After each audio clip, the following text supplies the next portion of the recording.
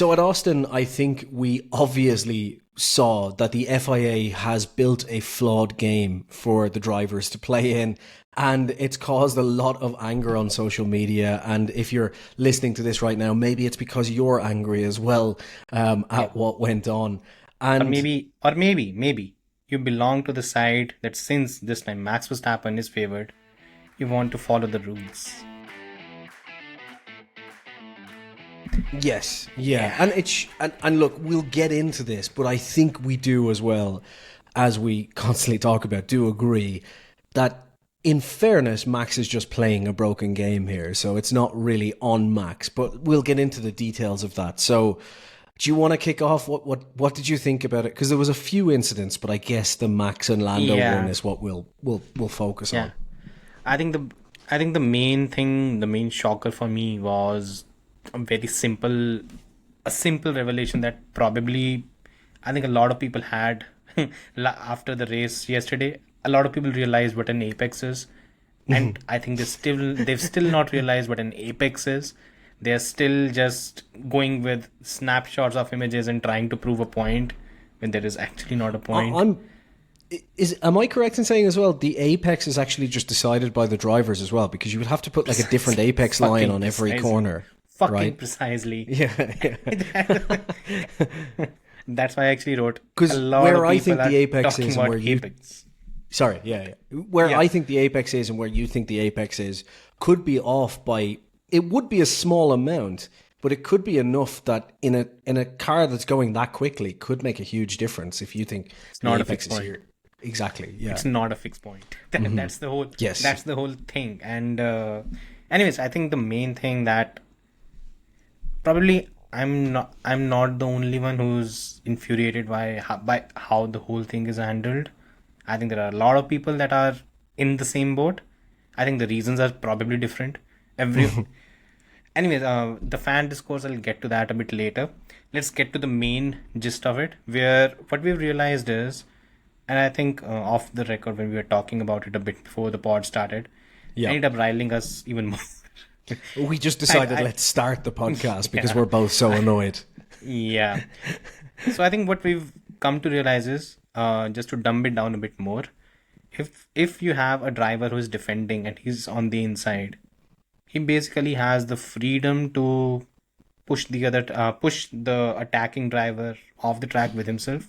Yeah, go for Just it. one point on that. The inside doesn't matter because we had two incidents that showed us it could be inside or outside. But anyway, sorry, continue. In terms of the driver who's defending, if a driver is defending and he's on the inside, then all he has to make sure is he's ahead at the apex. And now what it means by the apex is your braking point when you're turning. That's it. That on a very very basic term, a very very basic point of it. That's your apex, and that could vary from driver to driver again depending on where they brake and where they actually make the turn. Keeping that aside, that's the whole thing right now.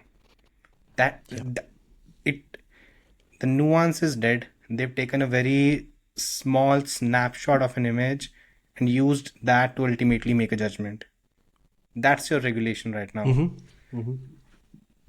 And that's a fucking cheat code. Yep. My problem with it is what they've created is something that is just so easy to manipulate, right? And it's obvious that Max, we've seen Max do this a few times now, where obviously Max, like Alonso in the past, and like many clever drivers in the past, and Michael Schumacher, when the FIA has rules like this and implementations like this, it's not like, that's the very clear thing. It's like Max just did exactly what he should do in that situation, which is taking advantage of a broken system. So Precisely. the problem we have here is, so I'll just, for people who haven't, like, people who aren't F1 nerds like us, let me just read two snippets here from the FIA, and this will give you a point, like a pinpoint as to what the key problem is. So on the George Russell and Bottas penalty, which was earlier on, the ruling was essentially the driving standards guideline provides that when overtaking on the inside, so this is the difference in that case, he's overtaking on the inside, the driver must not force the other car off track and must leave fair and acceptable width for the car being overtaken, and this didn't occur. So George got the penalty in that situation. However, on the Norris one, they actually noted why Norris didn't get a 10-second penalty for track limits, and that was because having committed to the overtake on the outside, the driver of car 4 had little alternative other than to leave the track because of the proximity of car 1, which had also left the track. Essentially, Max didn't leave any room, and in fact Max didn't even stay on the track to give room for Lando to go around the outside. So in neither case were the driver, like in both cases, Max and George didn't leave room. So in that case, even if you say, right, we're not penalising Lando, by definition, if you were applying rules fairly here, you would say Max should get a 5-second penalty as well for forcing the other driver off the track. However, because it specifically states the overtaking car, essentially what the FIA have ruled is, if you are the defending car, regardless of whether it's inside or outside line, because Bottas was defending on the outside, all you have to do is essentially make sure that wherever they brake, you just brake later. So you just don't lift off, essentially. You just keep going, because the old thing that we all understood, or at least I understood, which was being in control of the car, now just essentially means don't lock up and kick a load of smoke up. Because for me, I would say... Not even that. You're basically... Again, it all because comes... Max, just before you do it, can we just... Yeah, can I just put it simply? For me, it's if Max doesn't make the corner, if Max goes off track, for me, that's definition of, well, you weren't in control then because you couldn't make the corner. Like, that for me is simple, but it seems like their definition is if you don't lock up, you're kind of in control. Their definition is you're ahead. Again, first of all, the qualifying statement is you are ahead at the apex, which is the dumbest way to actually approach this thing, because you are incentivizing the driver on the defending driver on the inside to basically brake later and go off track. That's what you're doing. Yep. It's as simple as that, because again, he can go off track, he can push the other car off track as well. There's no punishment. Nothing. Exactly. It should not be that. No, and you know what? If you're a Max fan which I saw a lot of, I argued with a lot of yesterday, and I was trying to make the point that, look, forget about who... I've lost around, I think I lost a ton of followers. I actually opened up my account today. I lost a few, and what happened? And then I realized, okay. Yeah, that makes sense. I argued with quite a few yesterday, but to be fair, I was arguing with a couple of my followers and Dr. Obbs, and all of the people I was arguing with are actual reasonable people. So we were having more of a debate. So it was nice, kind of a nice kind of drawn out You thing. had the patience to actually argue. I slept. I mean, well, they were giving 3:30 a.m. They were giving me good points back, but what I realized was the argument that they kind of had was essentially, in a lot of cases, people I was arguing with, it was essentially like Max did nothing wrong. And I'm like, that's not what I'm trying to argue. Yeah. And then as soon as we had the actual conversation, it's like, yeah, I can see where, you could see like, okay, right. This is what I'll say. If you're a Max fan and you think, well, he overtook off track, it's as simple as that. That's fine. Look, I get why you would feel that way because it benefited Max. But can I just put it this way to you? If at the rest of the tracks, where we kind of expect the McLaren to do better than it did this weekend, we'll get into that, I'm sure. But let's just say for the rest of the season now, Norris has it in his head after this weekend, and McLaren bash it into his head. Just don't brake early, right? So if for the rest of the season now, Norris qualifies ahead of Max, and every time Max goes to overtake, Norris simply just keeps his foot in, and Max has to go off track, or, gets forced off track, or goes off track coming around the outside, and basically Norris makes it impossible for him to pass, I'll ask you then, would you be okay with that? Because I think as a Max fan, you'd have to say no. That's all he has to do. That's not even the point, right? I mean, that... I'm just saying to people who are Norris fan base. I'll be honest. I've reached a point where I can't cater to a fan base because, honestly, there's a lot of this nonsense where they reach a conclusion and then they basically reverse engineer the logic out of it. Yes, and that's bad faith F1 discourse, and I'm not interested in it. Just not. Enough of this. I saw a lot of it today, and after a point, I just started muting. Mute. Man. I can't fuck with that. I'll come to more on the sporting part of it, where Look, this is basically not this is not racing. This is not racing. That's the whole point of it.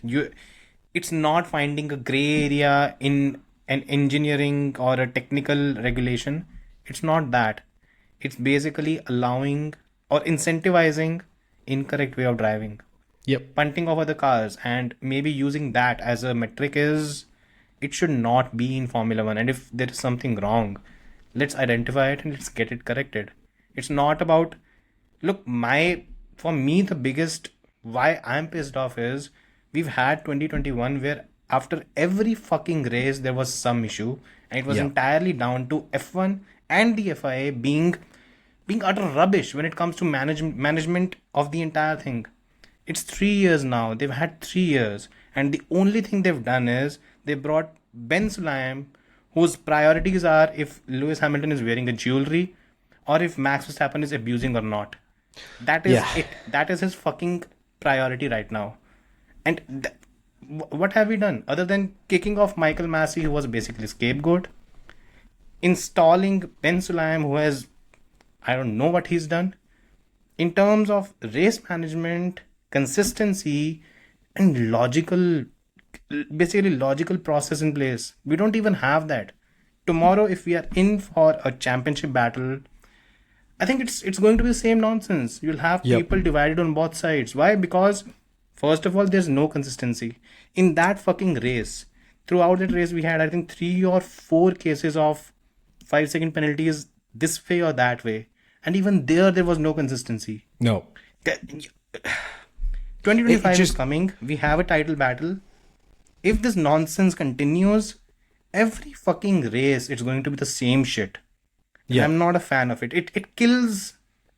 It killed a really good. It killed what was an incredible racing spectacle up to that point. Yeah. Because essentially it just, like, I don't know. It just, for me, it was like, it kind of felt bitter then, because it was like, okay, Lando overtook. McLaren probably should have just given the place back, but in reality, under fair rules, they shouldn't have had to, because it didn't make any sense. Max went off track as well. So instead of going, wow, this was an incredible battle, I'm sitting there now and going, oh, well, these rules make no sense. It just means that you can't overtake anymore. There's just literally no way unless your car is so fast that you can completely pass them in the DRS zone, you can't overtake anymore. You can't race anymore.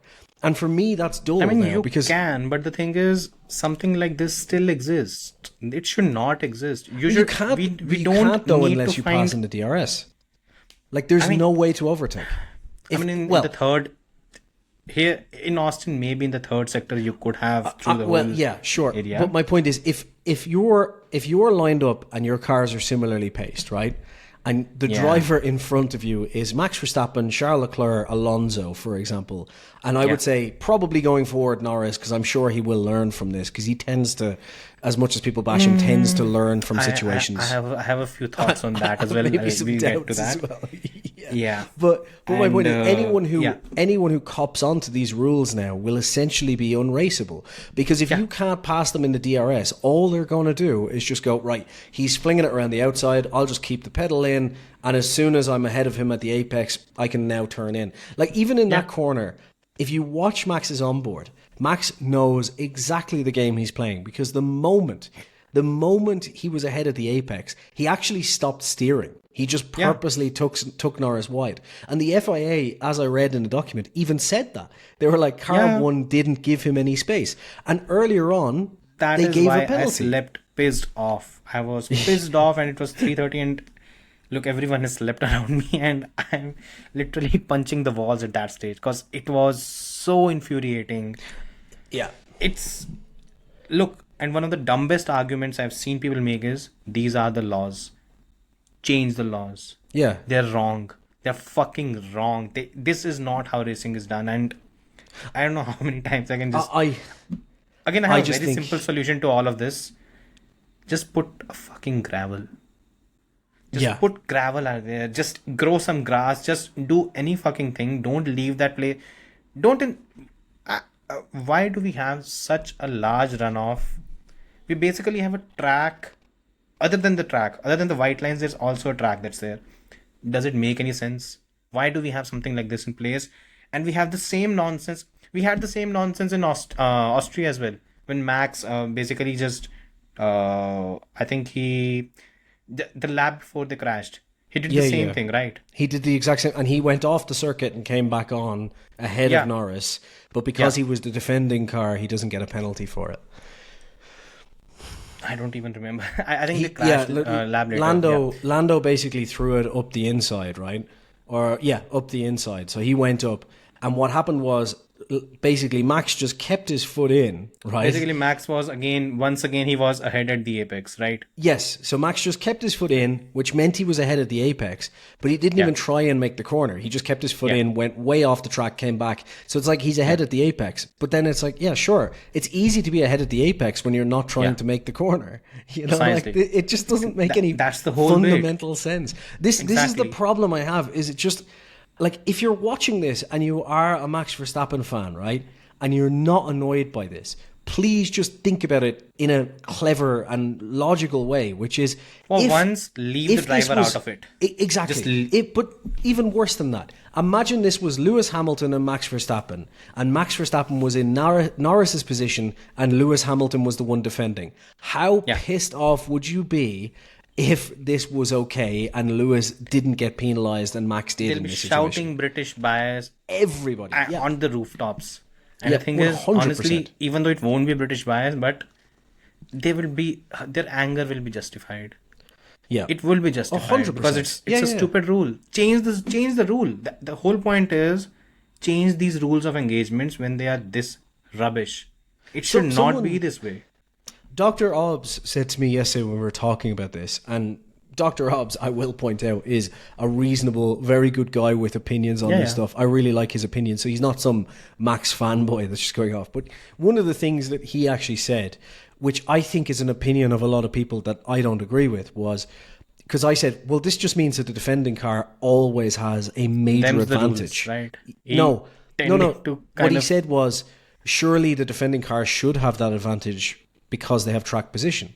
And for me, it's like, no, like, that's just basically what you're saying is, we're not racing then. It's just, it's all about qualifying. Because if you're ahead, you just keep it ahead by just keeping your foot in. So basically no overtaking can happen unless you have a much faster car. And I feel like we're going to have more and more of these issues because the cars are now closer. And like I keep saying, the thing people don't seem to realize is, if the game is broken, it will just advantage people like, Max fans might enjoy this, but it will advantage people like Max, Lewis, Alonso. Yep. Exactly. It's going to fuck you up, and it's going to be at your detriment at some point or the other. It will be thrown back in your face. Yeah. Precisely. Look, 2021, there could not be a more perfect example of it blowing up in your face. Yep. Throughout that season, Max got screwed by the FIA stewards again and again and again. Mm-hmm. In the last race, again, by the way, Lewis Hamilton fans at that time, I was there, they praised the whole thing. These are the rules, this is that, there's no bias, whatever. Last race, it all turned on its head. You play a broken game, you get fucked up. Yep. And they paid for it. And if it happens now, and if it happens against Max, just imagine the outrage. Let's just say we go to Mexico this weekend, right? Norris can easily, they're coming down turn one. The DRS difference probably won't be huge between them, okay? So they're both flying down, they get to turn one, and Norris sees Max go to swing it around the outside. Norris just keeps his foot in, Max goes off and gets beached in the grass, DNFs, Norris wins the race. Will you be happy if you're a Max fan? Will you be happy if you're a Max fan then and go, well, I mean, Norris shouldn't get a penalty because he's the defending driver, so he's allowed to not control the corner. He was ahead at the apex, so he can do what he wants. In that situation, are you going to be like, yeah, brilliant decision? I don't think so. And to be honest, neither will I. I'll be like, this is stupid. We've just ruined a race now. Max has got a DNF based on some silly rule that should have been removed. But what will happen, I guarantee you, is in that situation when he DNFs, I guarantee you somehow Norris will get a penalty, because what's happening here is the rules are just the rules whenever it's just, this is the easiest decision. That's what it feels like to me. There's no consistency. It's just like, okay, what's the easiest decision here? Let's just do that. That makes sense. We're getting hassle from the teams. It's going to come back and bite them in the ass. The problem is whenever, and look, the same nonsense happened when Lewis was, again, I always go back to 2019 F1 Canadian Grand Prix and 2016 F1 Monaco Grand Prix. Yeah. Same thing. Lewis did the same thing in Monaco 2016, which Vettel did in 2019. Vettel got a penalty, Lewis didn't. And that's the same nonsense.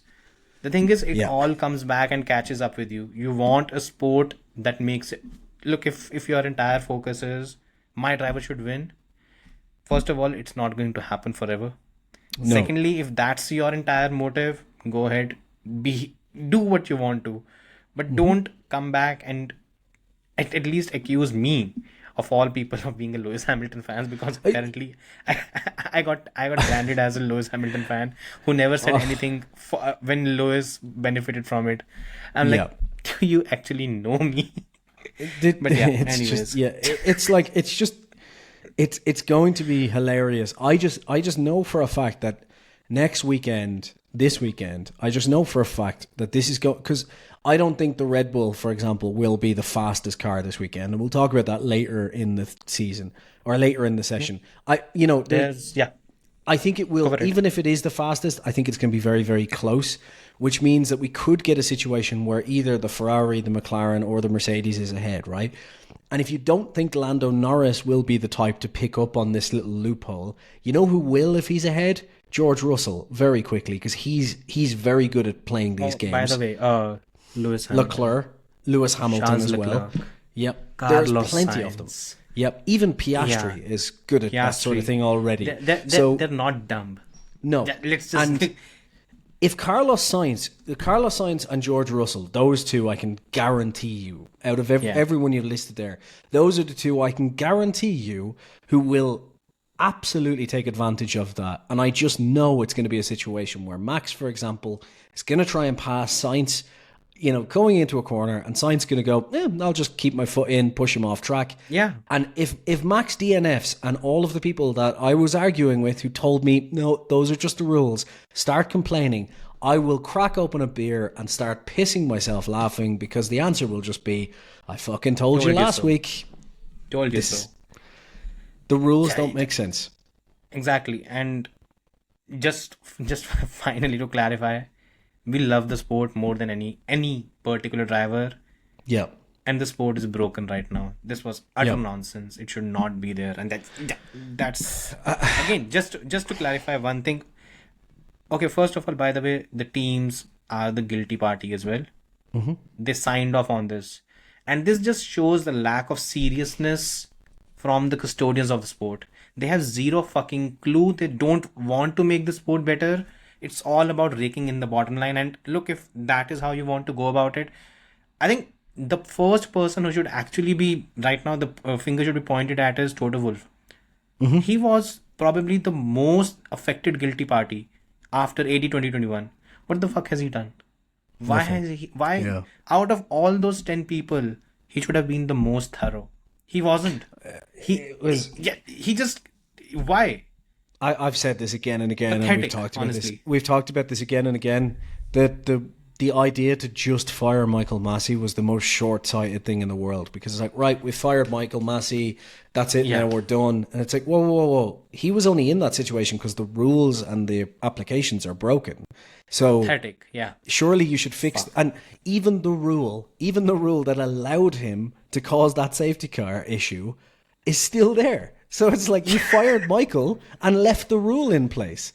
So like you're right. It's a complete and utter, just as you said, it's like, right, this, I don't care about the actual sport. I care about the money until next week, like I say, when Horner comes out and goes, this is ridiculous. Sainz punted him off track and he beached and he could lose a championship because of this. And it's like, well, Christian, why weren't you talking about this last week? Like, exactly. So it's just such, it's such short-sightedness. It's just a particular thing. If it ultimately works for me, great. Yeah. That's not going to be how Look, at some And point you have I'd to like realize one thing. Yeah, go for it. Sorry, I was just going to say, I'd like to point out as well, I think this massively proves one thing I have, and actually I texted to a Max fan yesterday, so I'm just going to say exactly what I said, because I'm guessing who it. he's a really nice guy and I really like it, but he said to me, I guess I'm wrong, like the FIA, or he's like, the FIA didn't go against Max, I thought they would here, kind of roughly that idea. And I said, yeah, well, as I've said a million times, the FIA aren't biased, they're just fucking useless. This is the thing that I need. It's not that the FIA have British bias, because the FIA, first of all, are French, and the French fucking hate the British. Can we just point that out? The FIA aren't biased; they're just useless, and the Media teams is biased, aren't by helping. the way. Media, I mean, yes. I've shouted like anything. Media Aren't you is part biased. of the media? Anyway. I'm not British. You used to be. Fuck off. Well, not in your Never. lifetime, but yeah. Anyways, that was Sorry, a not thought. through you. The Sorry media about is that. biased, you're saying. Yeah. Anyways, again, just to sum it all up, the whole thing could be solved if we actually just put the gravel. Look, Austin, in terms of being raceable, is an amazing track, but god damn, those runoffs are just too huge, man. Yeah. They've become a joke. They've honestly become a joke. Those two areas, T1 and T12, just put a bunch of rocks and whatever it is, just cover it with that. You will not see. This thing will not happen. As simple as And that. It won't happen. they can do it temporarily as well if the argument is MotoGP. Yeah. I mean, They did it in Austria, right? This season they put the strips of gravel. Yeah. Just do Even it. that would be enough to stop this from happening, because like if you had that strip of gravel there, Max would have been running on that as he went on the outside, so he could have easily spun the car, or anything could have happened in that situation. He would not, the thing is, they would behave themselves more if that is the case. Yeah. And I don't know how many times I've shouted about it, but gravels are the answer. This is nonsense. These long runoffs, you're basically giving extra track, and then you're whining about the fact that drivers are using it. You give them an inch, they take a mile. It's as simple as that. I just think it's like, for me, I just think some clear, like, just be in control at the corner as well as being ahead at the apex. If the two things had to be true, for me, that would be fine. That alone would sort out, like, it wouldn't fix every issue. Gravel would definitely be better, but it would fix most issues. Because for me, the George Russell overtake was fine. Like, George was within the corner. He jumped down the inside. Bottas could have easily just braked and switched in behind, but Bottas, knowing the rules, decided to just keep it and go off track, right? But George made the corner. Bottas did it with two drivers. I think he did it with Gasly as well. Because he knows the rules. He's not an idiot as well. And so he also knows, I mean, he's not going to keep them behind anyway. So so like, but this is trick. exactly the same thing the exact same thing I said in Abu Dhabi. I hate that it's so many examples, but Abu Dhabi 2021, when remember Lewis just flew off the track and kept going and said, he pushed me off. And my argument in that situation was also always, no, like, Max kept the corner. He made the corner. So it's fine. Like, like, he was ahead of the apex. He made the corner. That's tough. Like, Lewis, you should give that position back. Like, tough. Yeah. But by the way, Lewis did give it back in 2022. He gave the time back in 2021, and then 2022, yeah. Fucking useless. Yeah. But I just... It seems to me that should be it. In control at the corner should mean you make the corner. So, for example, in the Max and Lando incident, if Max had kept it on the track, like if Max literally was within track limits, I would have said, fair defending, that's fine. Yeah. But because Max went off the track, it's like, no, he obviously just kept his foot in. And you can even see he had no interest in making that corner. Because the moment he was ahead of the apex, he literally just stops turning his wheel. He's like, I'll just fling it wide. So it's just, for me, it leaves such an easy manipulation open. And Martin, the last thing I'll say in it is Martin Brundle, when the Bottas situation happened with Russell, as soon as Russell got that penalty, Martin Brundle went, I don't think you should have got that penalty. That's going to cause some issues later. As if there was already like a script for this is how it's going to end. And as soon as he said it, I went, yeah, he's three right. of them, I think. There were 3 or 4 drivers that got the 5-second penalty yesterday. Gasly was one, right, as well. Gasly, Yuki, Lando, George, 4. Yeah. 4 of them. It just, the Lando thing to say like, oh, we're not going to give him 10 seconds, we're going to give him 5 seconds because he was forced off track. That was fucking stupid. You are going to you're going to start counting these track limits when a driver is being pushed off. I mean, how dumb. But it's also like, okay, we gave a penalty earlier for forcing off track, and now we're admitting that this driver was forced off track. But instead of giving the other driver a penalty, we'll not give you as harsh a penalty. It's like, none of this makes sense. Yeah. It just, I mean, if you're a new fan or like a less obsessive fan than we are, how are you supposed to follow this sport? Like, how are you supposed to watch this and go, hang on, wait, but he stayed in the track, but what? But the other one got a penalty for this earlier. No, it doesn't matter because he was overtaking, you see, and in that case, it doesn't matter because of X regulation BYC on this page that no one knows about. Apex. I mean, the word apex was the key word yesterday, and I don't think I've laughed as much at someone flaunting a word without having zero fucking clue what it meant. But that's the funniest bit for me. Yeah. Anyways, just to cap it all off, Toto said that there's an inherent bias. So our friend, I think Baxty was here a couple of weeks back, I think. So Baxty is hinting that it's a comment about Derek Warwick.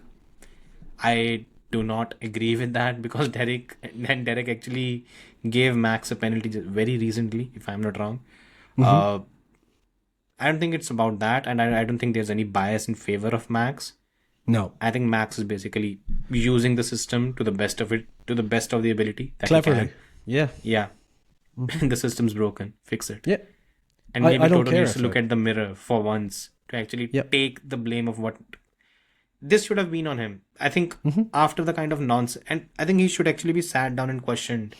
Did you guys not go through whatever these new rules of engagement were?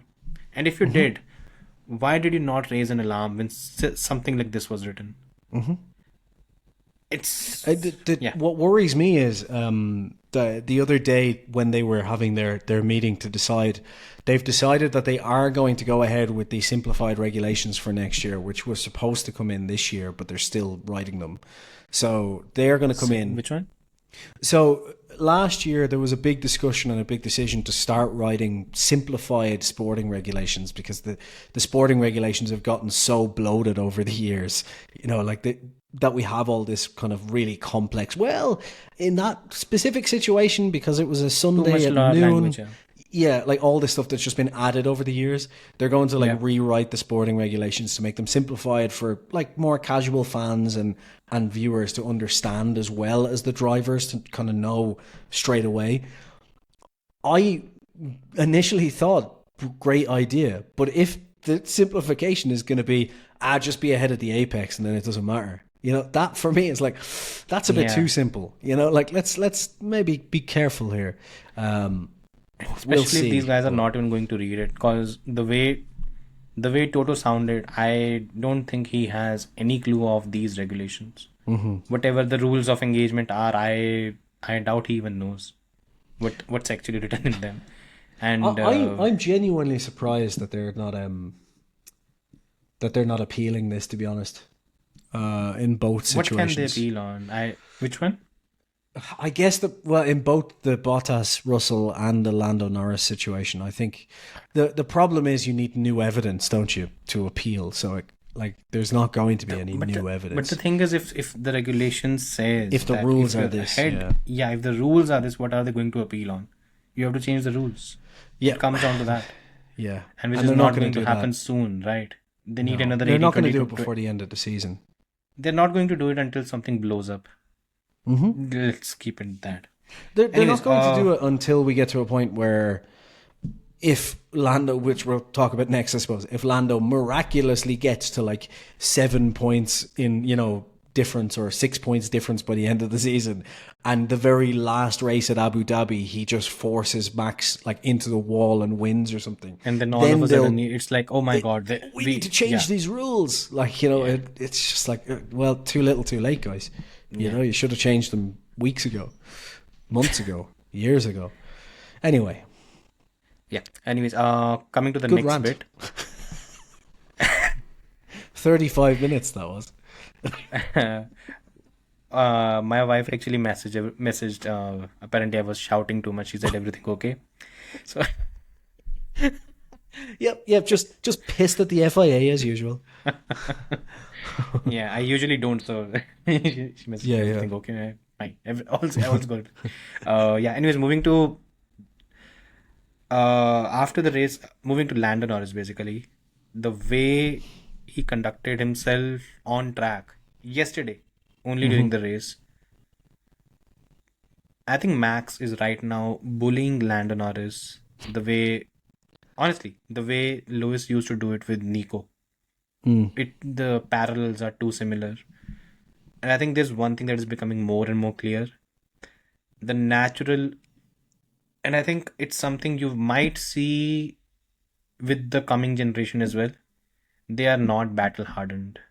I don't think a Lando Norris, maybe to an extent, the guys that are coming next, they are not as ruthless racing drivers as the generation before them. And the generation before them included Max, Leclerc, George, Ocon, Albon, probably in the same boat. These are the guys that are very ruthless in terms of driving. They don't give an inch. Yeah. And basically they're bastards on track. Yeah. Which we Lando love. is not. Yeah, which we love that. Lando is not. No. Lando is not. Because the first lap, I cannot, for the life of me, understand the fact that he left the door open on the inside. I just cannot. Before I rant about that, question for you though. Do you think it's just a case of perhaps Lando himself not being battle hardened? And the reason I say that is because it feels to me like Piastri is that aggressive, like straight out the gates. Like Piastri does seem to have that kind of aggressive streak in him. Even watching like Colapinto and Lawson this weekend, those two were pretty aggressive at points. Like, and to be fair, we'll talk about those guys later. Yeah, when you piss off Alonso, because funny. Alonso doesn't get pissed off easily, does he? Apart from every year. Yeah. I don't know. I just think it's a case of like not being kind of battle hardened. I think like Ed Straw from the race made this. I was listening to their podcast a couple of weeks ago, and like he made this point, and I do kind of absolutely agree with it, which is like Lando's been kind of in the midfield, not at the sharp end for so long now, that kind of he's never had to kind of deal with this level of aggression, because you're fighting over a few points at the back, and he's also fighting around drivers that realistically Norris has been the best of most of those midfielders, because he's now taking it to Max. So you have to assume like he's been a lot better than say a Tsunoda in the midfield. So he hasn't had to have this level of aggression because he's easily just faster than those guys anyway. So I do wonder if it's just being battle hardened. And the reason I think that is just because if you look at Oscar Piastri, Oscar essentially has been at the front end of the grid straight away, because there's been very little point. Like it was kind of a third of a season maybe last year where the McLaren wasn't kind of right at the sharp end. I'm not saying it was winning the whole time, but it was always kind of easily available for a podium or pushing up there. So the McLaren was always quite quick. So Oscar has come straight into Formula One, straight at the sharp end, very aggressive, whereas Lando's kind of having, I think, to kind of scrape off the dust and go, oh shit, right, I need to get my aggression level down now. I wonder if it's more that than anything else, but I agree he's definitely going to be easily bullied by Max, because Max will just be that aggressive driver. But you're right, Max would just be that guy all of the time. And I'm genuinely, I was baffled that Norris didn't keep moving over to the left, like at the start. Why did he stop moving? Unless the only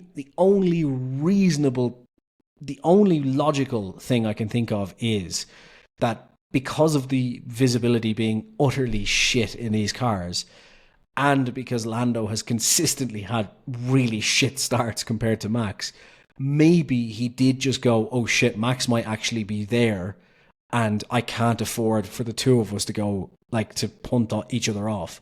Because if Why both not? of them if both of them DNF, it's advantage Max all of the time. not.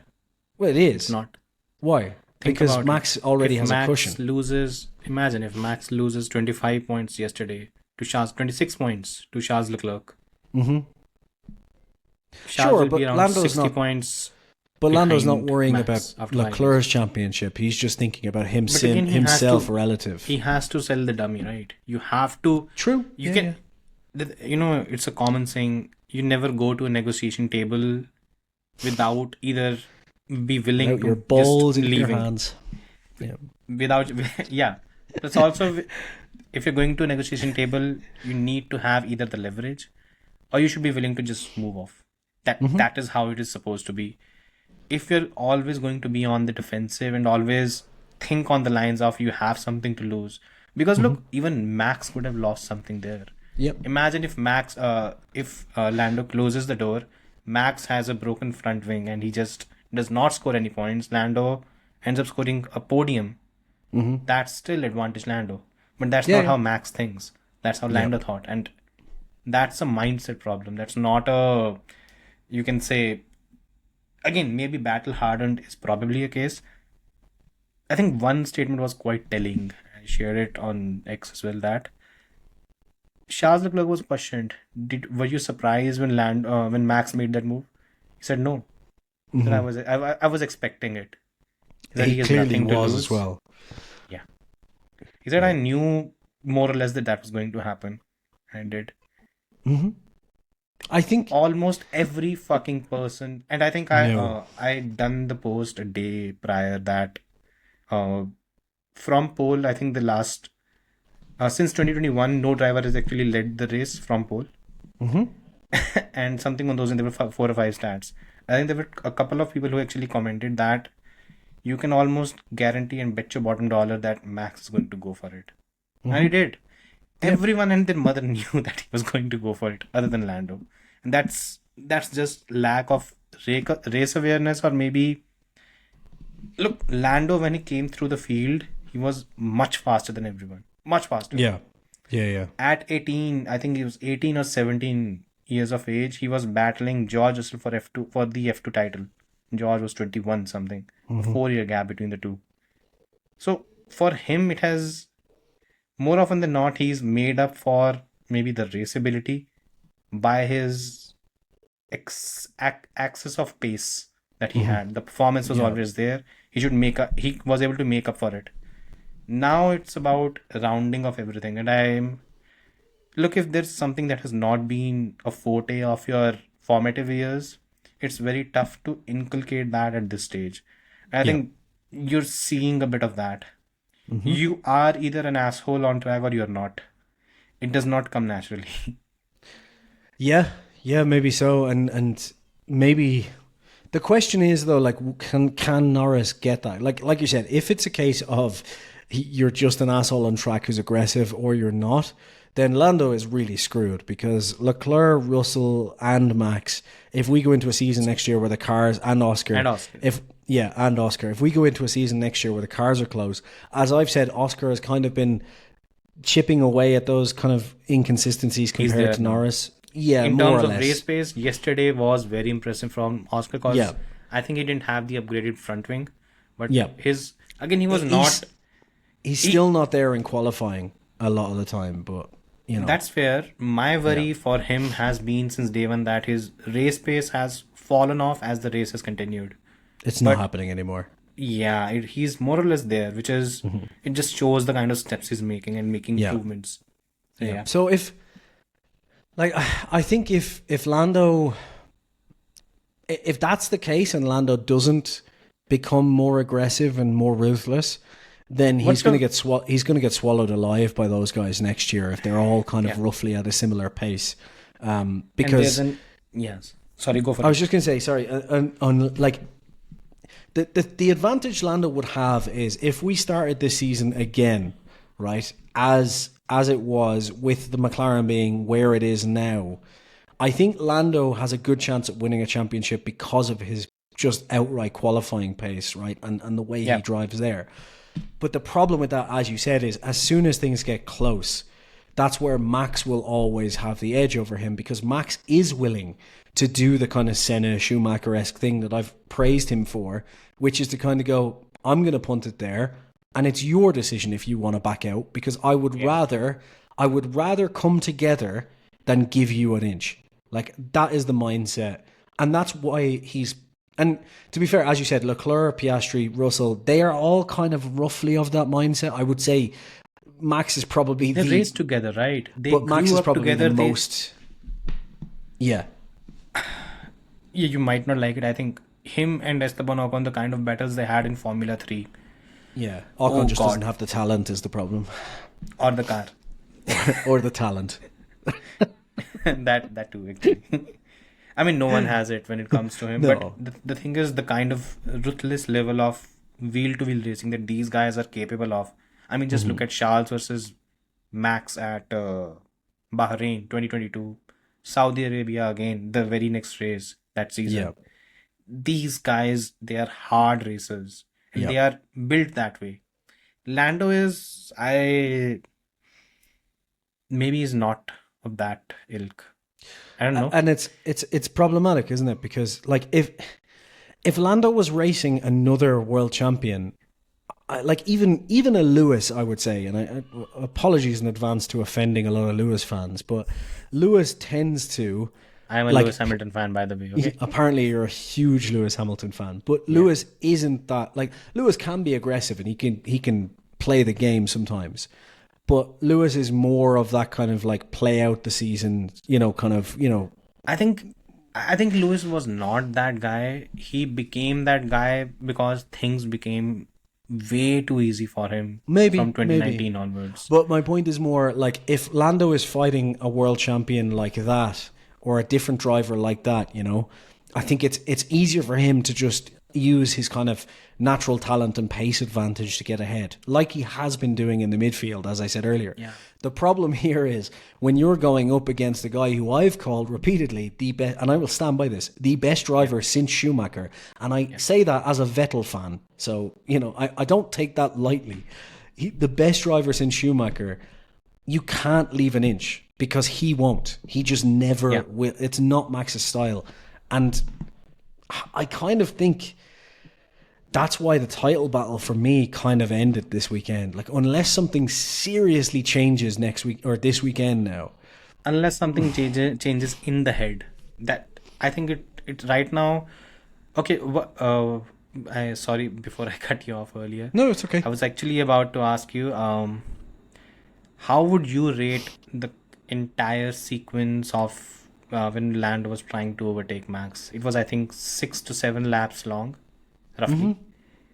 What's your take on the way he approached it? Honestly, like, when it comes to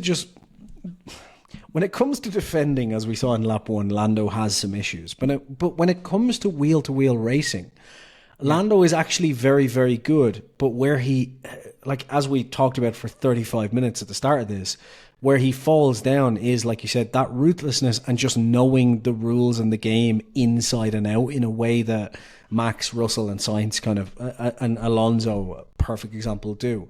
Because I think, like, if Norris had have known the rules in and out there, he would have gone a couple of times and kept it in at the apex and gone off track then and been like, oh, I'm ahead at the apex. So, like, he would have played the game. And that's where he fell down. Because if you look at the actual just wheel-to-wheel racing, Norris is brilliant. Like, he doesn't really leave an inch in terms of, like, he's willing to kind of throw it. He's willing to take the aggressive moves. He's just not smart enough, and he lets Max kind of play that game on him the whole time.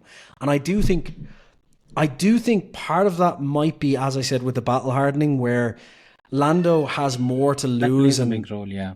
So he has more to lose and he's more in his own head, whereas Max has been through this. So maybe that's the wrong way of doing it, but like Max has gone through this so many times that Max is thinking about other things. He's like playing the game out in his head, whereas I think Norris is just gotta beat Max, you know, which is kind of understandable when you haven't won a title.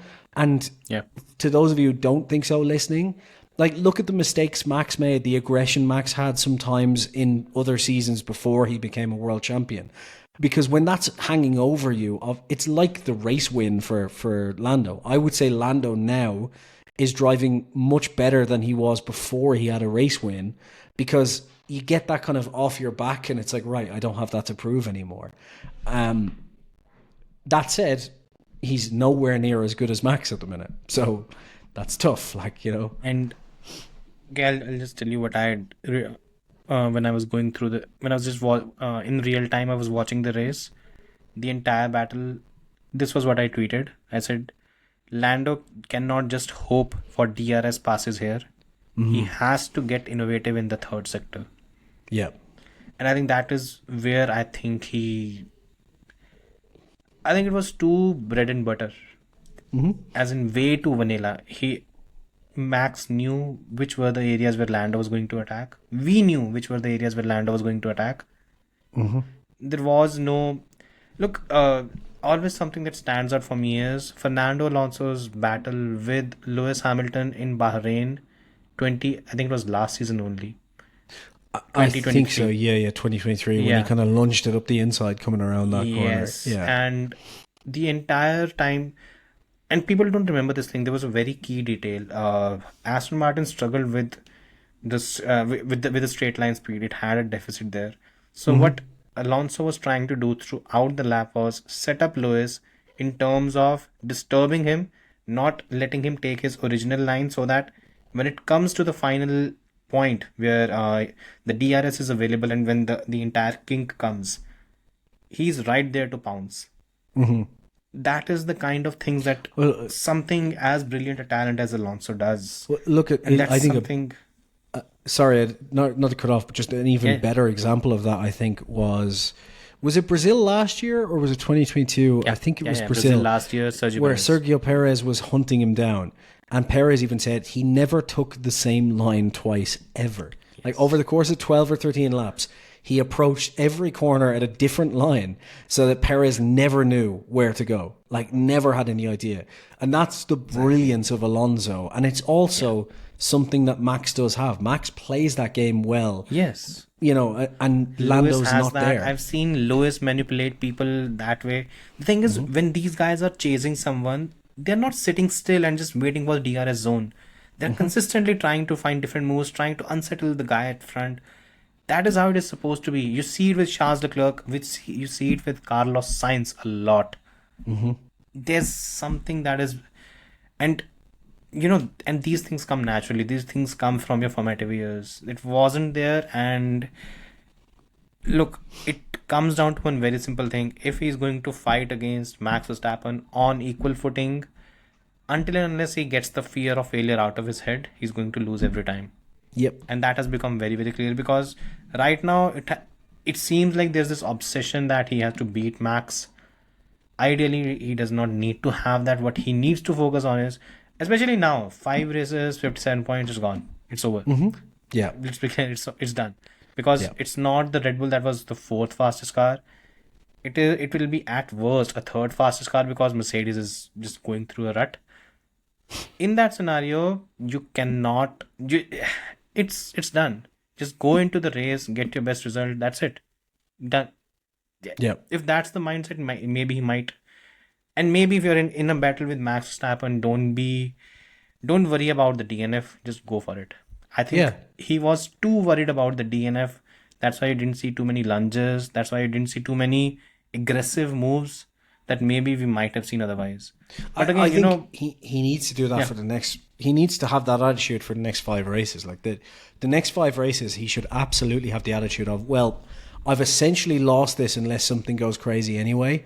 So I might as well just be absolutely over the top, out of my mind aggressive. Because if Max DNFs and I don't... Get the mental block off. Because if this mental block continues into 2025, that's... You're conceding another title. Yep. Yeah, already 100%. completing a ride. 5 races, use this to just beat Max once or twice or whatever. Unless until you can do that, he has an uphill climb in front of him He right now. also, if he sees it as nothing to lose now, it could end in a situation where he could throw Max into a situation where the title could come back to him by having that attitude. Because if he changes that mindset now, right, and we go into Mexico or Brazil, and Max has kind of gotten used to, well, Lando won't defend that harshly, and Lando all of a sudden just chucks his car in front of him. Max isn't expecting it. Max DNFs and Lando doesn't. All of a sudden, game's back on. That's it. So I think you're right. I think Lando kind of has nothing to lose and everything to gain by just, for the rest of the season now, unlocking or at least trying to be an absolute aggressive monster. Yeah.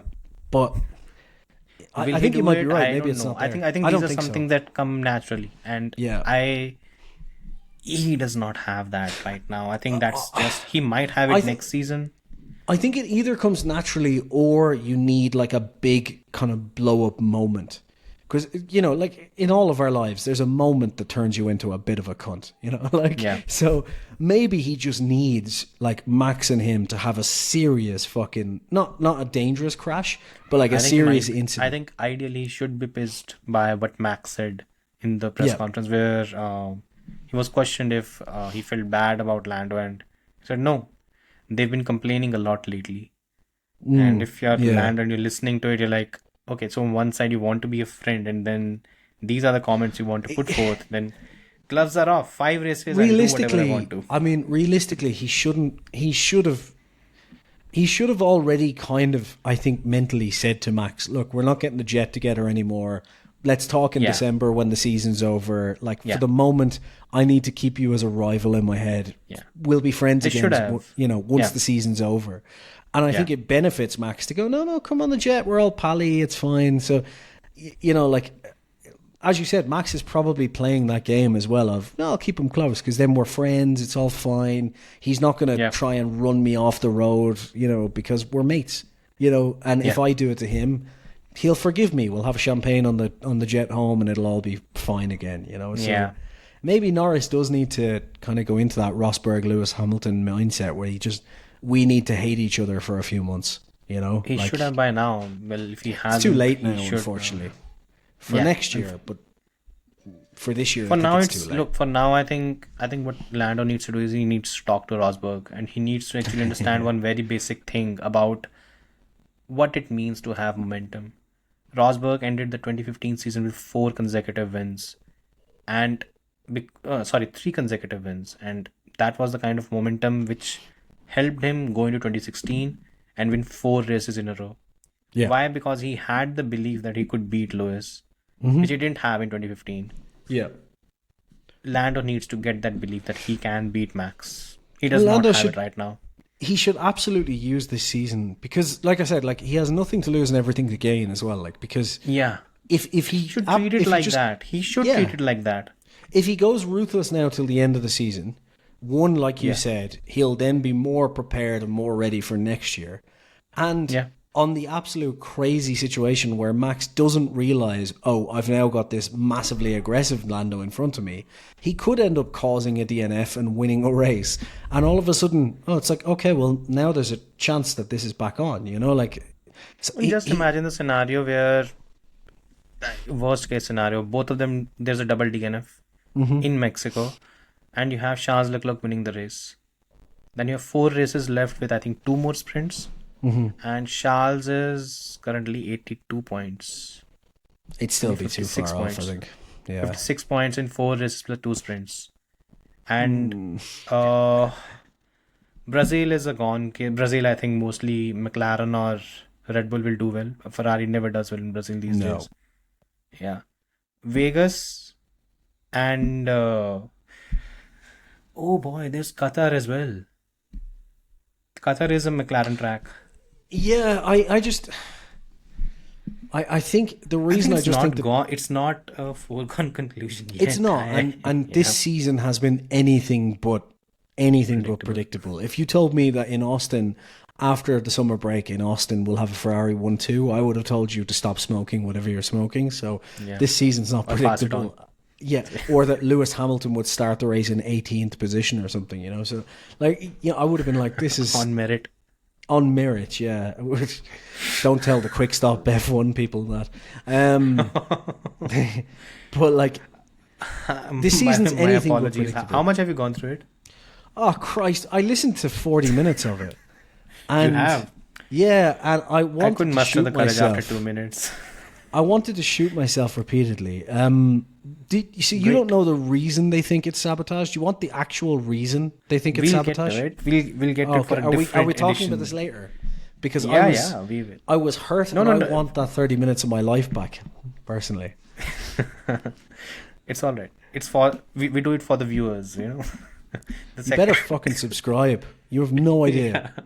If you don't subscribe, then as far as I'm concerned, I'll link the podcast below and you have to watch all of it if you're not going to subscribe. Because you need to understand the pain that I went through, because I don't suffer fools and I had to suffer two of them. More than 2 minutes, honestly, with that nonsense. but when you volunteered, I'm like, great. I have no issues with that. When they said, look, let's look at the logic behind this, I was like, oh, maybe there... No. Yeah. We'll get to it. Yeah. Save the spoilers. Anyways, by the way, again, this weekend, full of surprises, full of controversies. It started with the whole Red Bull front bib device, whatever that was, the tool that was used. Mm-hmm. So, we'll touch on it a bit because the whole thing has almost died down. No point going too deeper into it. Yeah. So, which aspect do you want to touch into? The one where Zach Brown wants affidavits from the Red Bull team. Yeah. That's never going to happen. Oh, not in a million years. No. Like he can keep dreaming. Maybe it will. So, maybe Horner will be like, yeah, we didn't use it. Fuck it, sign them. Whatever. Shut him up. Call his bluff. You know. But I never understood the concept of it. That okay, he signed an affidavit. Now what?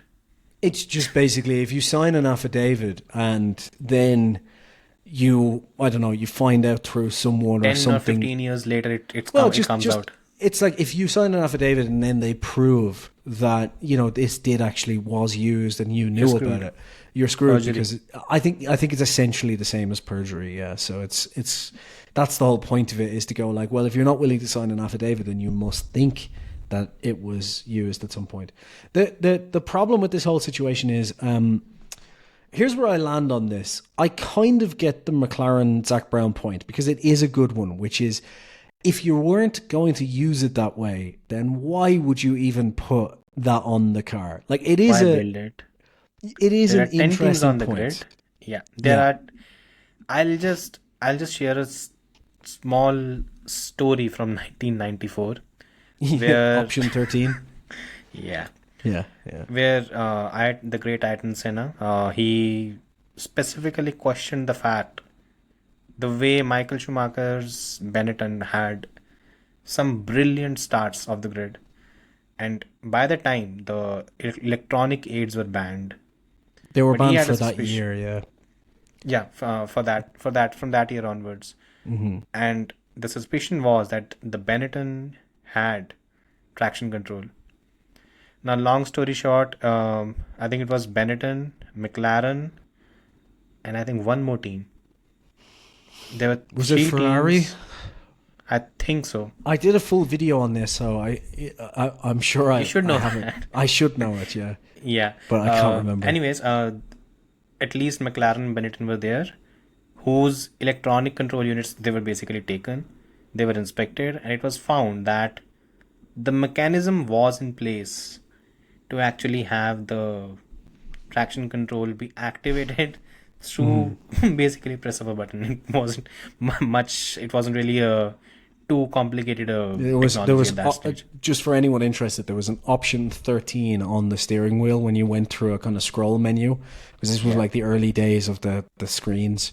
So it was like an option 13 that was just blank. It didn't actually have any writing on it, just 13 dot and then kind of dashes.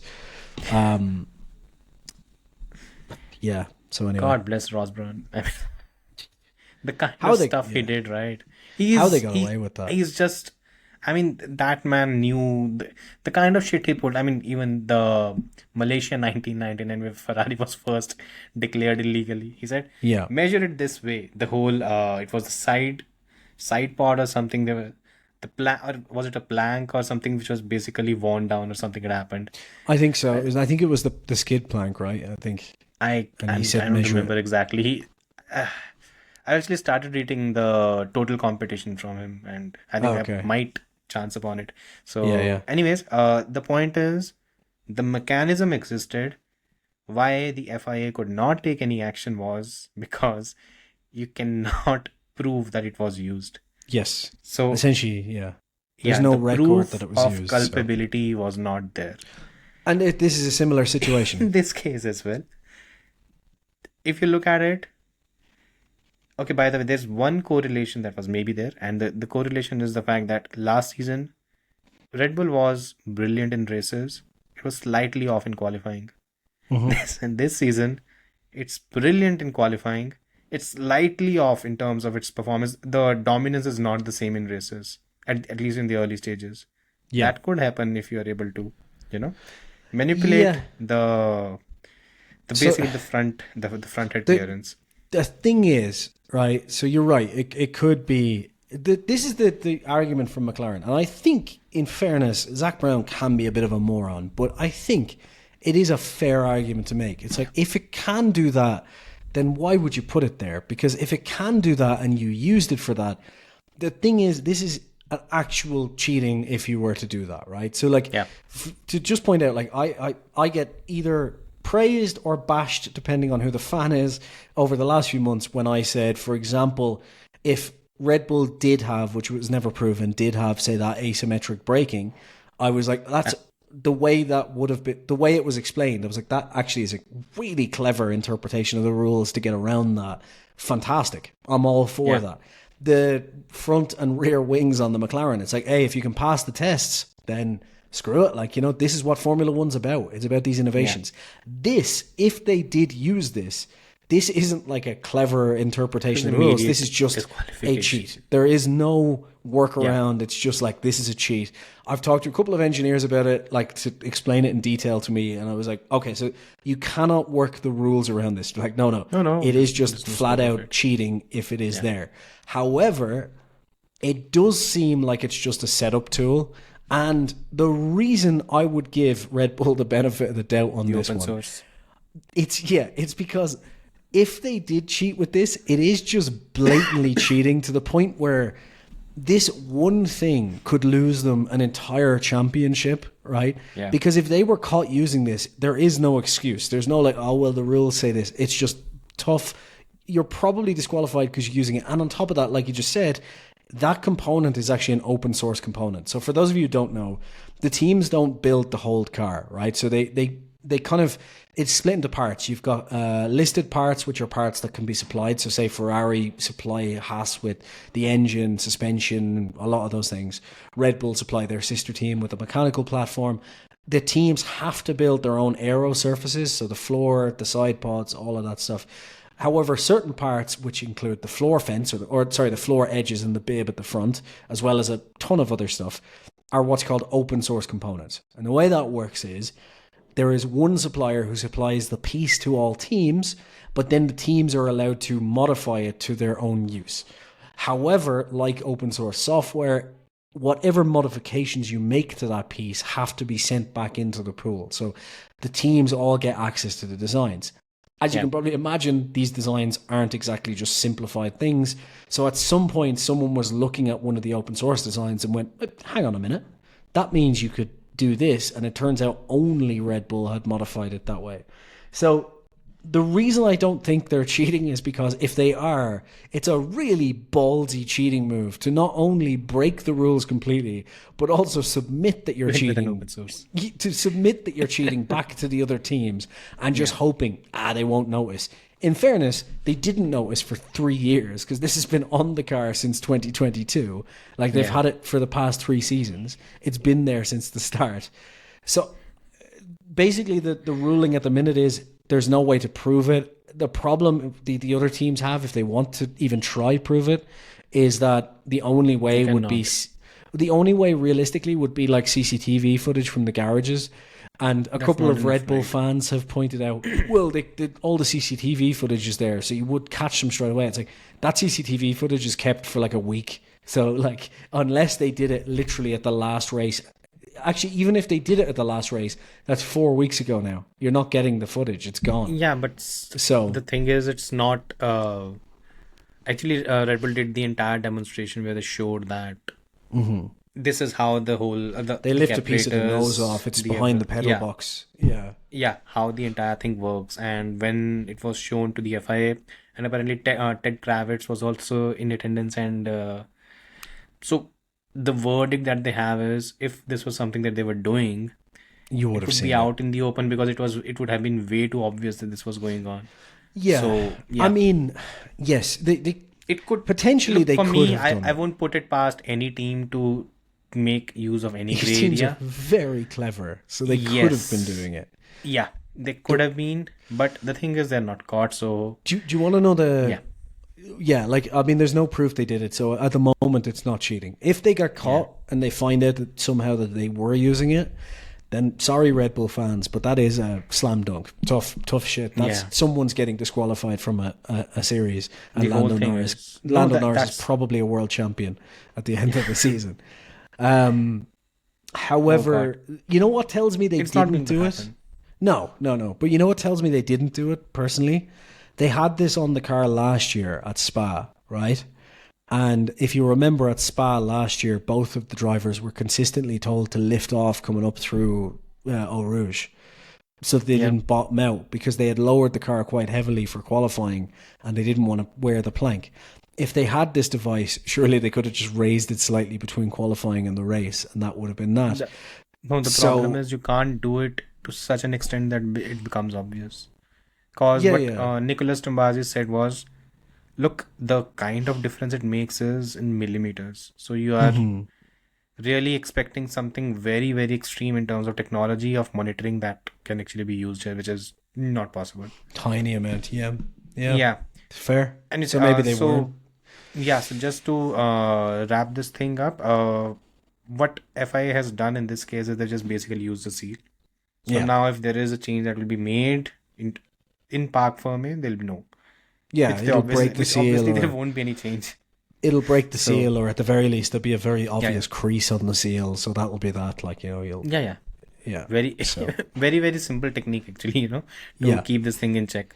They do it for a lot of things, though, and it works. Yeah, they do it for tons of movable parts. Right? Because, the thing is, it's very, what should we say?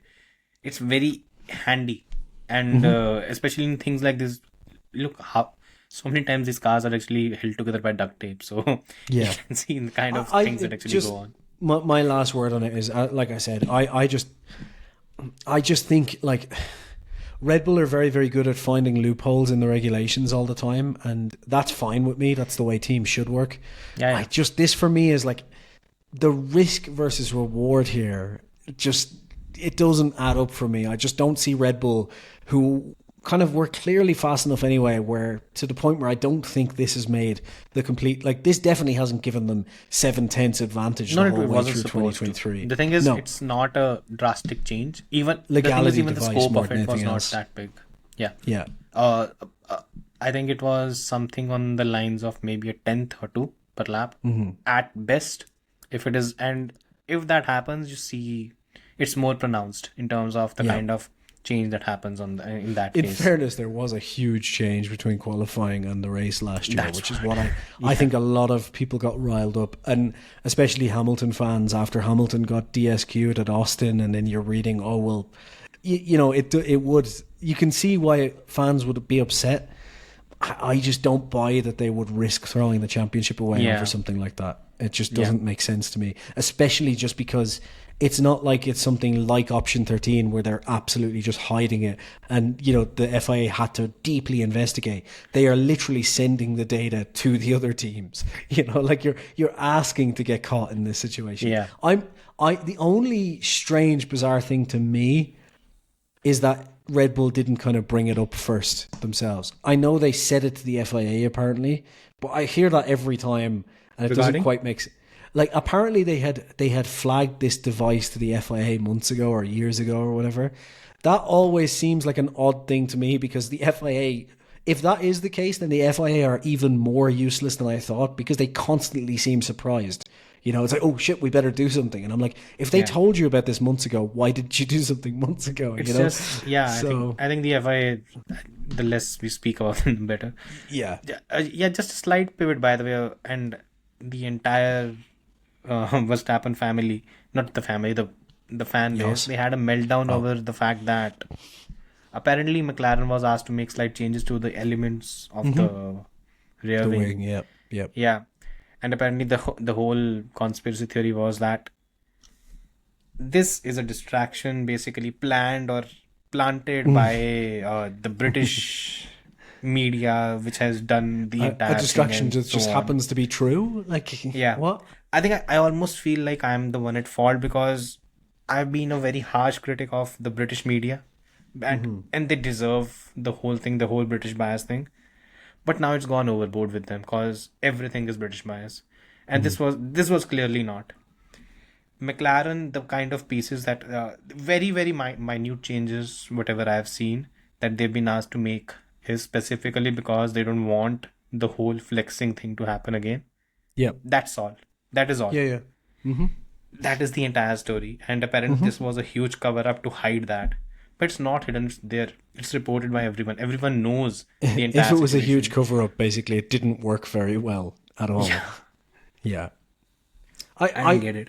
I just think people for me, it's like the Occam's razor thing of the simplest reason is the main reason. Yeah. Simplest explanation is usually the explanation. Like, with the front wings, basically the FIA and teams all kind of came to the decision of, well, this is fine. So now Ferrari and Red Bull are just making them. And I think the FIA have realized that it would be too prohibitive for the teams to go now and work on the rear wing. So we are going to come up with new tests for this. And McLaren have kind of realized, well, it's better for us to just get rid of it than, having to continually develop this and argue it. And, we'll just remove it. Teams do this all the time. Like, Red Bull used to, during Vettel's period, the amount of times Red Bull, and even Ferrari and Mercedes during that period, would come up with innovations, add them to the car, knowing full well that they were going to be removed just to stop anyone else from developing it. Yeah. Like, literally, they just would develop something rudimentary, put it on the car, kind of almost leak it, and then the teams would go mental, and then they get an answer from the FIA, yes or no, and they would kind of do it just to go, right, cool, we don't need to keep developing that now, but the other teams can't as well. Yeah. So this stuff happens all the time in F1, all the time.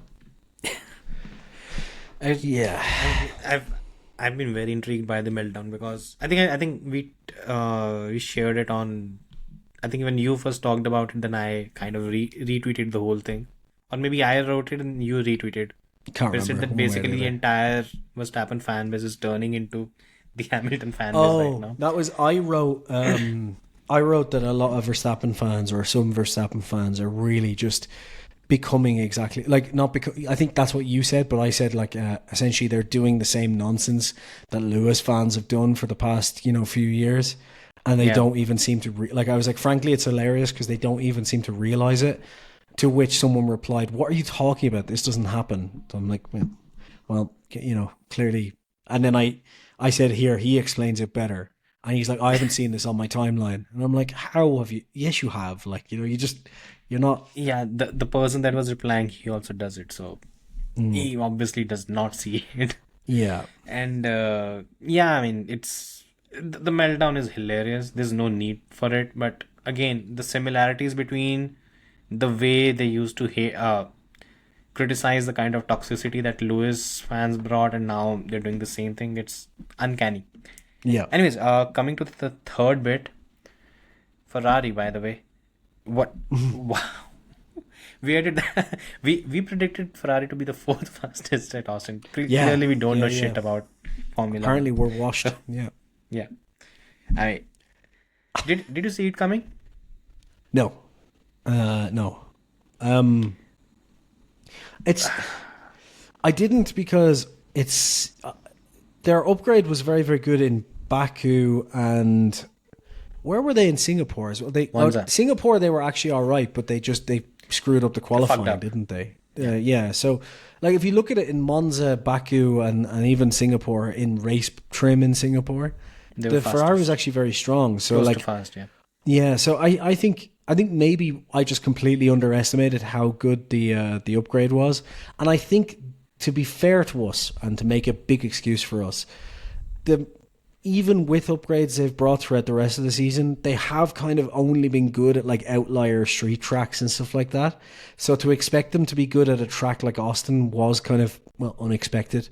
So it bodes well for them for the rest of the season. I'll be honest, because how I could rationalize the whole thing was maybe because at least until the sprint, I felt that maybe the track was very harsh on tires, and Ferrari has been traditionally good on tires this season, so maybe that played a role. But you look at the race and you see McLaren probably having the better tire life. In the end of the first stint, Lando was quicker, and it's I don't know. I find it very hard to truly pinpoint the strengths and weaknesses of any of the top 4 cars right now. They're who so the fuck close. knows is what I actually end up with. Yeah. And it's because Mercedes was ridiculously quick on Friday, and something happened on Saturday. Sabotage, and I think obviously. Yeah. They sabotage both the drivers. Everything. Yeah. It's basically Mercedes acting like Ferrari used to in the past. They're going through that phase, and it's just called it. I think. Yeah, you did. You actually nailed that one. I think you've nailed two predictions. First is the second was when you basically predicted the Ferrari downfall after Monaco. Yeah, what was it? Yumi and Mobile. They had just won Monaco, and I said they're going to be shite this weekend. Yeah, and yeah.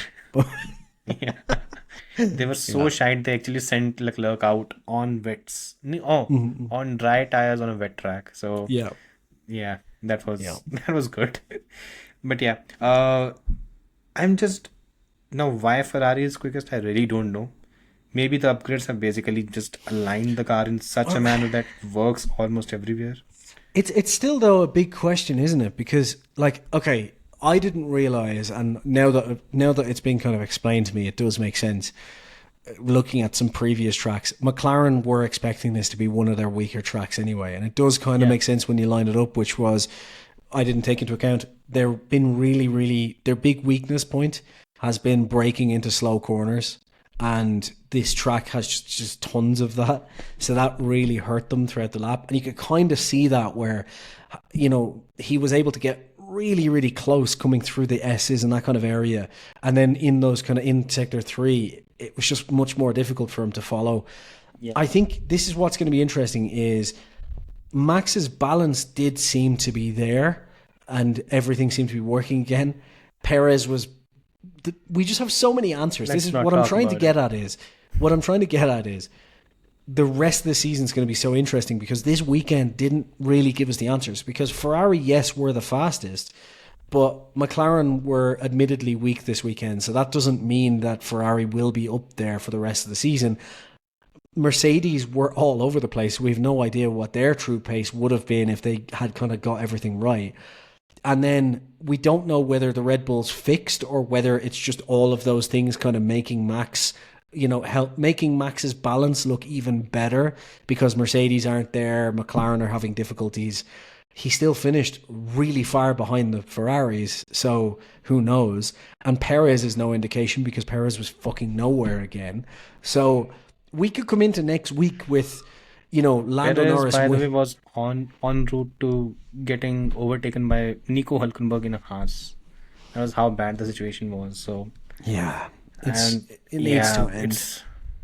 But yeah, we could get into a situation where for the next 2 races, the McLaren could be fastest and the Red Bull could be behind, could be 5th and 6th. I think the worry for Ferrari is the high altitude. Yes. They've struggled a bit. They struggled a lot in 2022 where the car just disappeared. In 2023, it was, I think Leclerc was 3rd behind Max and Lewis. So it was decently competitive. Yeah, it could be tough. No, at Mexico. Leclerc No, was I mean third, the right? next two races in general could be tough. Yeah, Obviously, and Mexico's got the that's very high altitude, but Sao Paulo Brazil is also has, right? Sao Paulo's higher, but it doesn't make as much of a Sao difference Paulo just is because lower than Mexico, if I'm not wrong. yeah, but it's sorry, I meant to say it's still quite high up. It's somewhere Really in high, between. Yeah. But as you said earlier, Ferrari just traditionally hasn't been brilliant around here as of late. So Yeah. I What think the happened to next two McLaren tracks last season? How was McLaren? I don't remember in It Mexico wasn't or top Brazil. 3, if I'm not wrong. I think it was 4th or 5th. I think Lando had a bad qualifying or something. Yeah, I will tell you now. So 2023 in Mexico, Norris was 5th. Leclerc and Sainz were actually 3rd or 4th last year. 3rd and 4th Yeah. last year. So maybe in Mexico they might be all right if that's the case. Yep. Lewis Hamilton was 2nd, obviously, and in Brazil, Lando Norris was 8 seconds off of Max. So It was actually, the weird race, right? Brazil, where yeah, the tire wear was huge, and that and made it Alonso over. finished 3rd, yeah, on the podium last year in Brazil. So basically, Brazil is a wild card as well, Yeah, ideally. yeah. The next two races are going to be interesting. This is the thing about the season. I think I'm just done trying to predict the order because we just have no idea what the actual because even this weekend, like I can't say that Mercedes were shit because it was just a few mistakes that caused Mercedes to be off, but they could technically, if they Yeah. got everything right and didn't make those mistakes, they could have been fast. I mean, if they had a decent driver in both cars, maybe they could have been better. But they've got Lewis Hamilton, that old guy, and then the other lad who bottles it all the time. So it's hard to know where they are. I think the problem for Mercedes is right now they don't even know what's what makes it works, and apparently they are not even putting the entire upgrade package for Mexico. So one driver will be on the old one. I mean, we'll get to Mercedes later because it was an entire shit show. Yeah. I mean, I've not seen, and for the first time, I actually sympathize with Lewis because it didn't make sense what was going on the entire weekend. No, But anyways, sabotage, one obviously. thing, yeah, that obviously. I actually wrote about this on Twitter as well. Do you think because Monza they won, then we had Baku, it should have been a win. It didn't turn out. Singapore, again there are a few doubters here, but I think Charles could have won Singapore. A lot of things went wrong in terms of he had a poor qualifying. Q3 had a lot of issues where I think he was sent out in cold tires, and then something else happened on the first lap. I think on the first lap Carlos crashed out. On the second lap there was the cold tire. Something happened. And the qualifying was fucked. Leclerc could have either won or been P2, worst case scenario. And then we are here, and again I think Ferrari was clearly the fastest car. Should they have done better in these 4 races? Yeah, Because probably, but what my thought process was, I think if this kind of a car performance was there for a Max and Red Bull, I think they would have gone 4 for 4.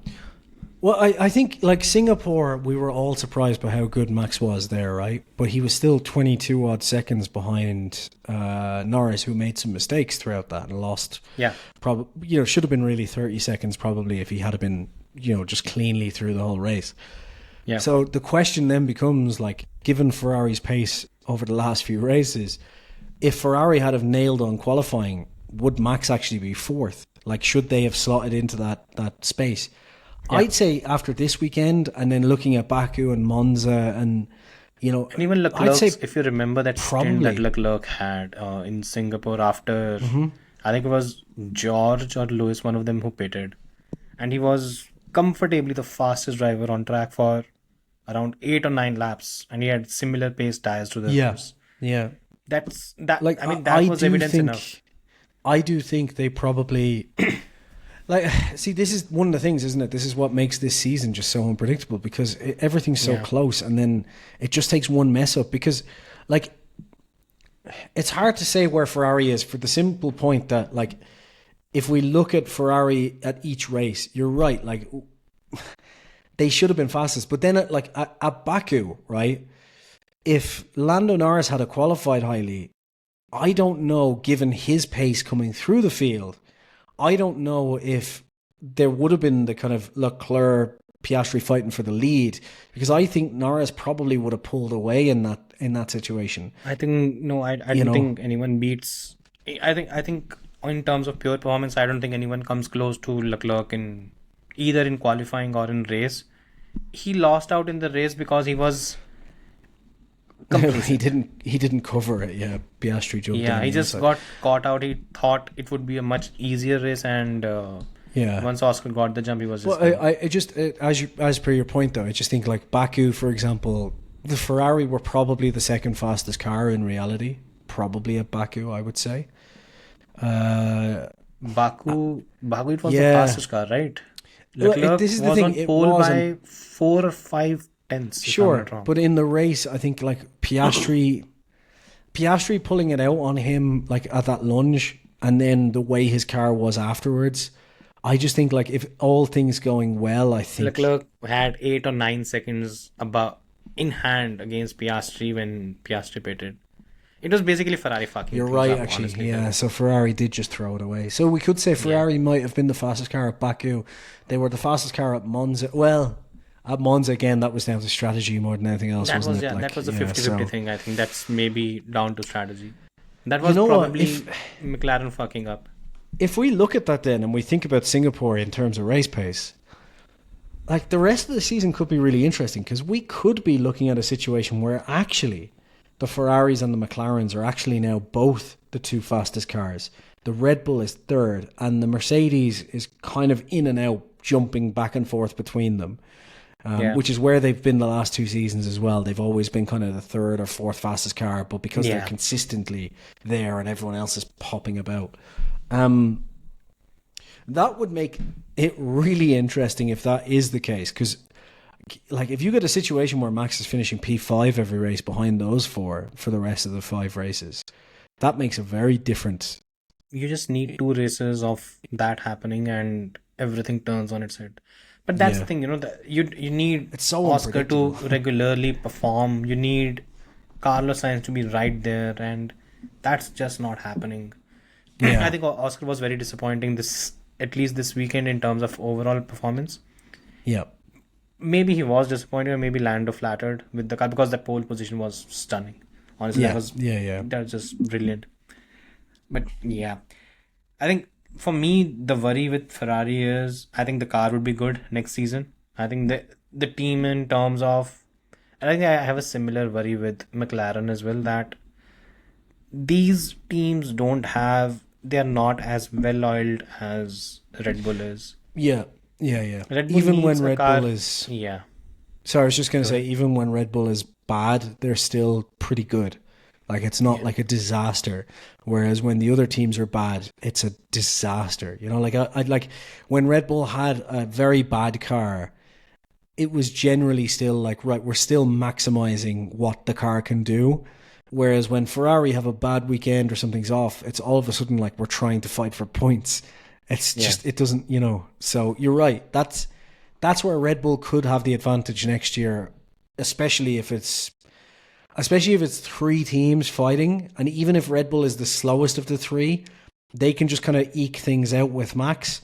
Whereas the other 4 will be kind on of the basis of that, right? You can't win. But I think unless you're Kimi Räikkönen. That's true. Yeah. I mean, today is the 18 year whatever anniversary of that. On this day he won the title. Legend. So, yeah. Anyways, moving on from that, I'm actually forgetting what we were supposed to talk about. Yeah, me too. Yeah. Oh God. You have the list. My throat is also going. Oh yeah, Mercedes, by the way. Finally. So apparently Helmut Marko said that Max Verstappen is a bit like a squirrel. Whatever the fuck that means. What? Max is a bit like a squirrel. They pick up every nut they see lying around. Oh, okay. When it comes to World Championship point, Max has the same philosophy. Okay. Okay. Good. Fair enough. Yeah. Anyways, yeah, what the fuck happened at Mercedes? So I'm just looking at it again. So like, George Russell finished 56 seconds off the lead, right? To put that in context, Piastri, the car ahead of him, finished 21 seconds off the lead. So he's 30 seconds behind P5. 36 seconds, yeah. 35 seconds, behind. And then Lewis obviously. You can add the 5 second nonsense as well, right? Of course, yeah. So we'll say 30 seconds. 30 seconds. And maybe it's not part bad, of that actually. is no, but it's also 57 laps, right? Sure, but Perez was only 3 seconds behind him, so it's pretty bad. But George started from the pit lane. Oh yeah, fucking Perez needs to leave that seat. God damn it! It's atrocious. It's really bad. I completely forgot about that. Like I'm sitting here going, George is quite bad actually because he finished only 3 seconds ahead of Perez, thinking that's an insult. But it's an even bigger insult to Perez than I had thought. Jesus Christ. Fucking hell. That's so bad. Yeah, that's terrible. So yeah, it was actually a pretty good performance from George. Yeah, in reality. that's what I'm saying. Yeah. I completely forgot he started from the pit lane. Because you know why he did qualify P6, didn't he? But he had to take a So I was like, he started P6, finished P6, not that. I completely forgot he started from the pit lane. Yeah, so and there was a slight twist in between that. And then everything went to hell. Like, oh god. Yeah.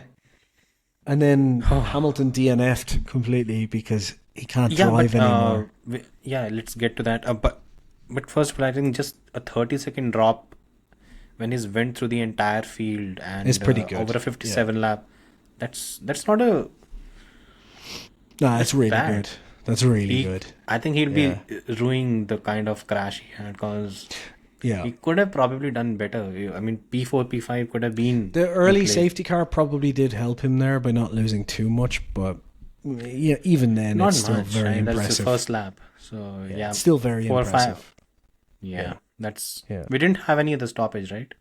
It wasn't the first lap, was it? It was like 5 laps in. It was when or 3 laps in. It was when Hamilton went off track. No. Oh yeah, 3rd lap. So or did Hamilton? Hamilton went off track in the first lap. Sorry, but I think it was only. He crashed out in the first lap. I think so. Oh yeah. No, I think 2nd or 3rd lap, if I'm not wrong. I'm just trying to think because I remember they got it was like DRS is open on the 2nd lap. So yeah, maybe it was the 2nd or 3rd lap. I'm not sure. It was very early on anyway. Yes. Yeah.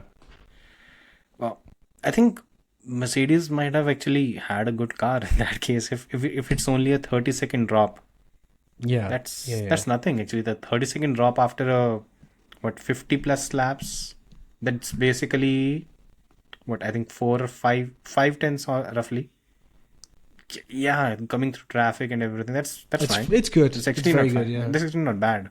Yeah. And he gained 8 points on Hamilton in the race. He's only 10 points behind, by the way. I told you he's going to surpass him. That is incredible to me. Like I just he needs to. I'm really sick of people not giving Russell the credit he deserves. Like that is an incredible stat that he's only 10 points exactly off of Hamilton now. After losing 50 points direct in Silverstone and Spa. Yeah. Just wholesale gone. Yeah. For no reason. He's gained 40 points, like back. That's pretty insane. Let's talk about Lewis, by the way. What happened? What do you make of the entire weekend? I think it's just simple. Like Lewis just isn't comfortable in this car. Like there's just the whole season he hasn't seemed comfortable in this car at all. Like just when your teammates Q2 was nice, if you remember. I thought he'd be battling for pole position in SQ2 after SQ2 where he looked very impressive. Yeah.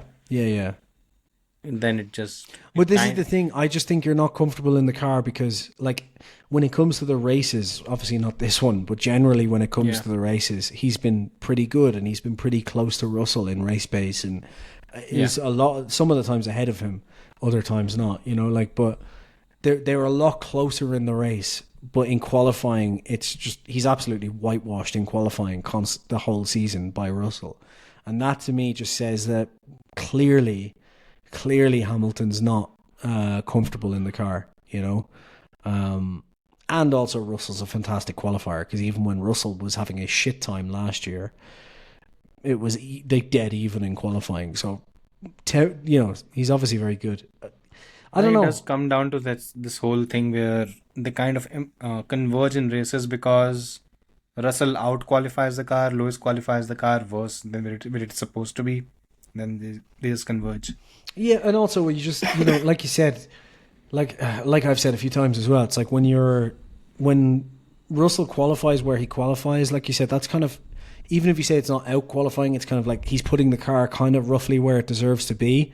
So you can't go crazy race pace, because you're just kind of where you need to be. So you're managing tires, whereas Lewis is obviously going to be going faster because he's trying to cut through traffic and past the Alpines and so stuff. that's why people the whole thing of he's a couple of tenths up in most races, and it's like, well, yeah, because he's not having to manage, he's just getting through traffic. Like if you start 18th, you're obviously going to be driving a lot faster than the guy managing in 6th. You know what I mean? Like it's just like, it's a complete misunderstanding of how Formula One works.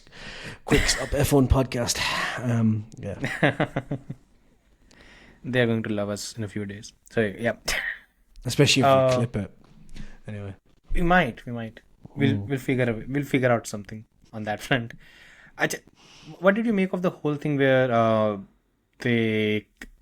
apparently there was some broken suspension or something that went wrong with the car, and then, I mean, again, there is no official reports, but a lot of, I think even Baxter also talked about it, so I'm kind of taking his word for it. And the whole thing where, since Russell's car was basically damaged extremely, they tried to just fix his car and go for a pit lane start. In case of Lewis, they did not do it because they prioritized Russell's car. And then because of this, Lewis crashed, and so... Was Lewis not asked about this specifically and said, I told them to give him the upgrades or to give him that package or something? Yeah, that also happened. I don't know. The problem is I don't know how much sense it makes that you don't listen to your drivers, and I don't know. I don't know what's going on with Mercedes right now. It's just... I'm not sure, because Lewis said, I'm fairly sure I heard Lewis say, no, I asked them to give George those parts. Like, they offered them to me. I said to give them to him.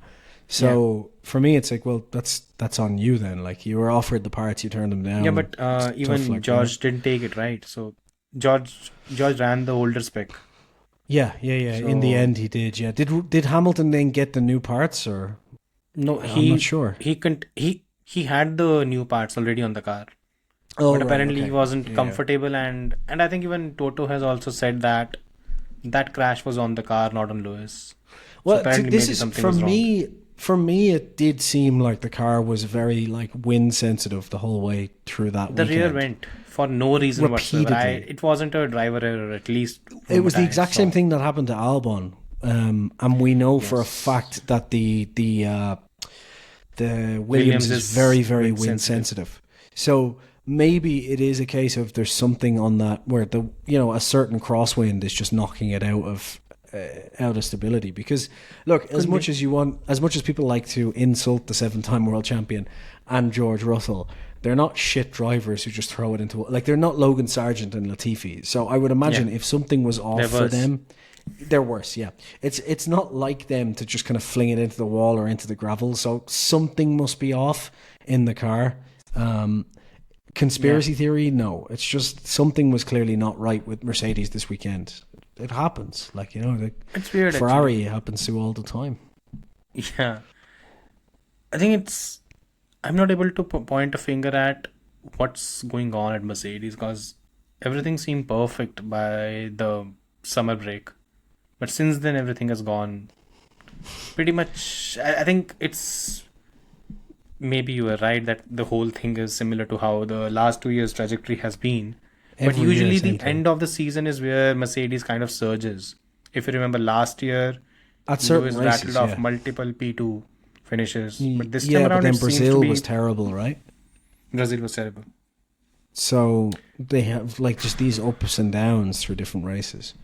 Yeah. In Austin last year, they got disqualified. Lewis, remember, he was running He really was well. P2, Got but these.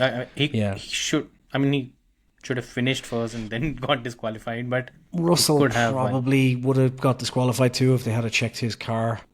Same with I think Leclerc. Yeah, that's true. That has always been an odd one to me that they spot check certain cars, and you would assume if like Lewis's One car Mercedes is- is off, you would assume they would at least check the other Mercedes. Yeah, but even they I think don't. Ferrari, only Leclerc was checked, Sainz Yeah. was not checked. Weird. Yeah, Very weird. it's very odd. You would think like, okay, we'll randomly check cars, but if say we catch Red Bull with a disqualification, then we're going to check the other car. It's very strange that they don't do that. It doesn't really make any sense to me. But Maybe because of the practicality of it, maybe that plays a role. I don't sure, know. but Maybe. if it's disqualified on one thing, then all you need to do is check that one thing on the Plank other car. wear. Like just an automatic, like, oh, the plank wear on that car was off, so we'll check the other one as well. Like that. Yes. You don't need to scrutinize the entire car. Just like we'll check that one thing. Like takes, I'm sure, like a minute to do it. Yep, right, Russell, you're fucked as well. Done. You know, like it doesn't. I think was someone else disqualified from that as well last year? Leclerc. It was, yeah. Leclerc was, I think, P4 or something, P4 or P5, and he was also. I think there was someone else as well, though. I think it was only these two, if I'm not wrong.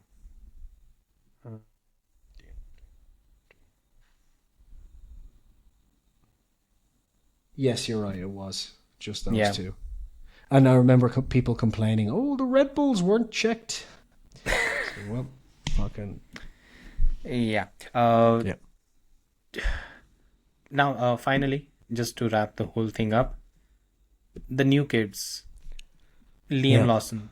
I mean, I'll raise my hand. I've not been as impressed as you are.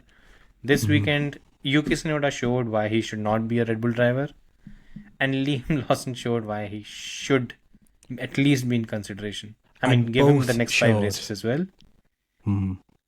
Yeah, I was mean, going to give him say, the and next 5 both races. showed why Sergio Perez shouldn't be a Red Bull driver. More importantly. Oh God, yeah. I mean, it's become tiring to shit on Checo. But anyways, Lawson, what did you make of his entire weekend?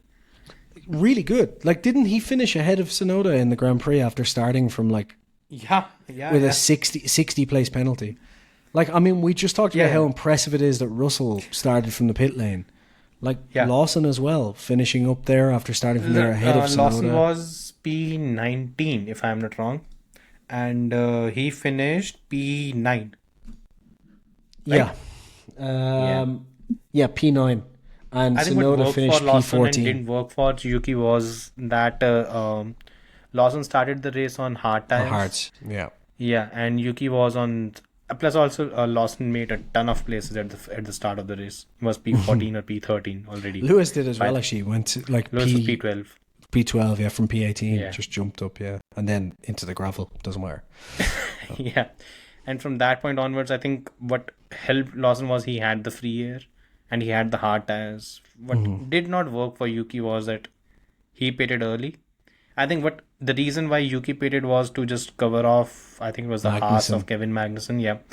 From there, his race was kind of done. He was stuck in traffic. He just could not really make his way through. He also lost, I think he lost a lot of time battling Perez as well. That was utter nonsense from him. Utter nonsense. It's more proof of like, you're just not going to want him in the car, because if that's how he's racing, it's like, that's not going to work. So you've got that, and then the fact that Ricciardo is going piece for piece, and now Lawson.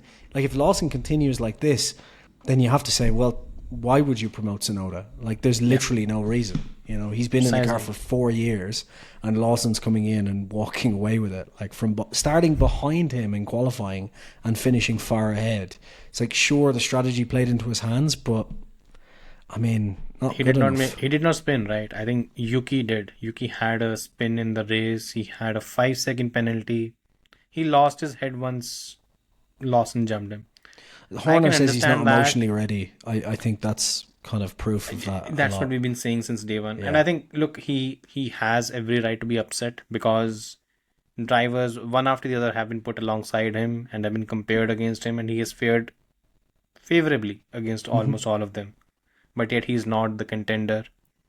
Now he has a shot, and I think he probably overcooked it. Let's Yeah. see. He has 5 races. Maybe he can bounce back. But this race kind of it put the blinkers on the whole thing. At the very least, it put pressure on him, didn't it? Like, so it's kind of like the eyes are now more on him that he has to do better, which I think is going to go badly for Yuki, because Yuki does seem to kind of let his emotions get the better of him.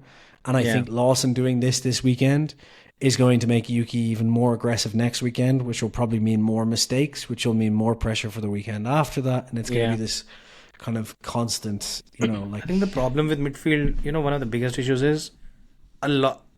First of all, from Haas onwards till maybe if we exclude Sauber, the other 5 teams are very close to each other. So it comes down to very tiny margins, and luck also plays a big role. I think if Yuki was lucky this time around, he could have probably finished ahead of Lawson, but he wasn't. Yeah. That's where I think he has to sit down and probably understand that at least he had performance with him. I mean, he was still, I think he had a 10th or 2 over Lawson overall. Once he has that in his head, he can maybe build on it. Again, let's see how he does, because he was able to overcome Daniel. Can he overcome Lawson? We'll have to see. One note on Lawson, though. Lawson does need to be careful as well, because he let that Alonso thing go on in his head way longer than he should have. Like, he commented on it a few times during the race and during, sprint and stuff, and it was like, okay, just even Brundle, I think, said it. It's like, look, just get your head down and focus on the race. Like, stop, there's no point. And that's another, like, even with Lawson doing well, that's another thing that he needs to be careful of, because Horner has clearly, with Tsunoda, been like, performance is one thing, but if you're going to go up against Max, we need someone who is mentally just dead on.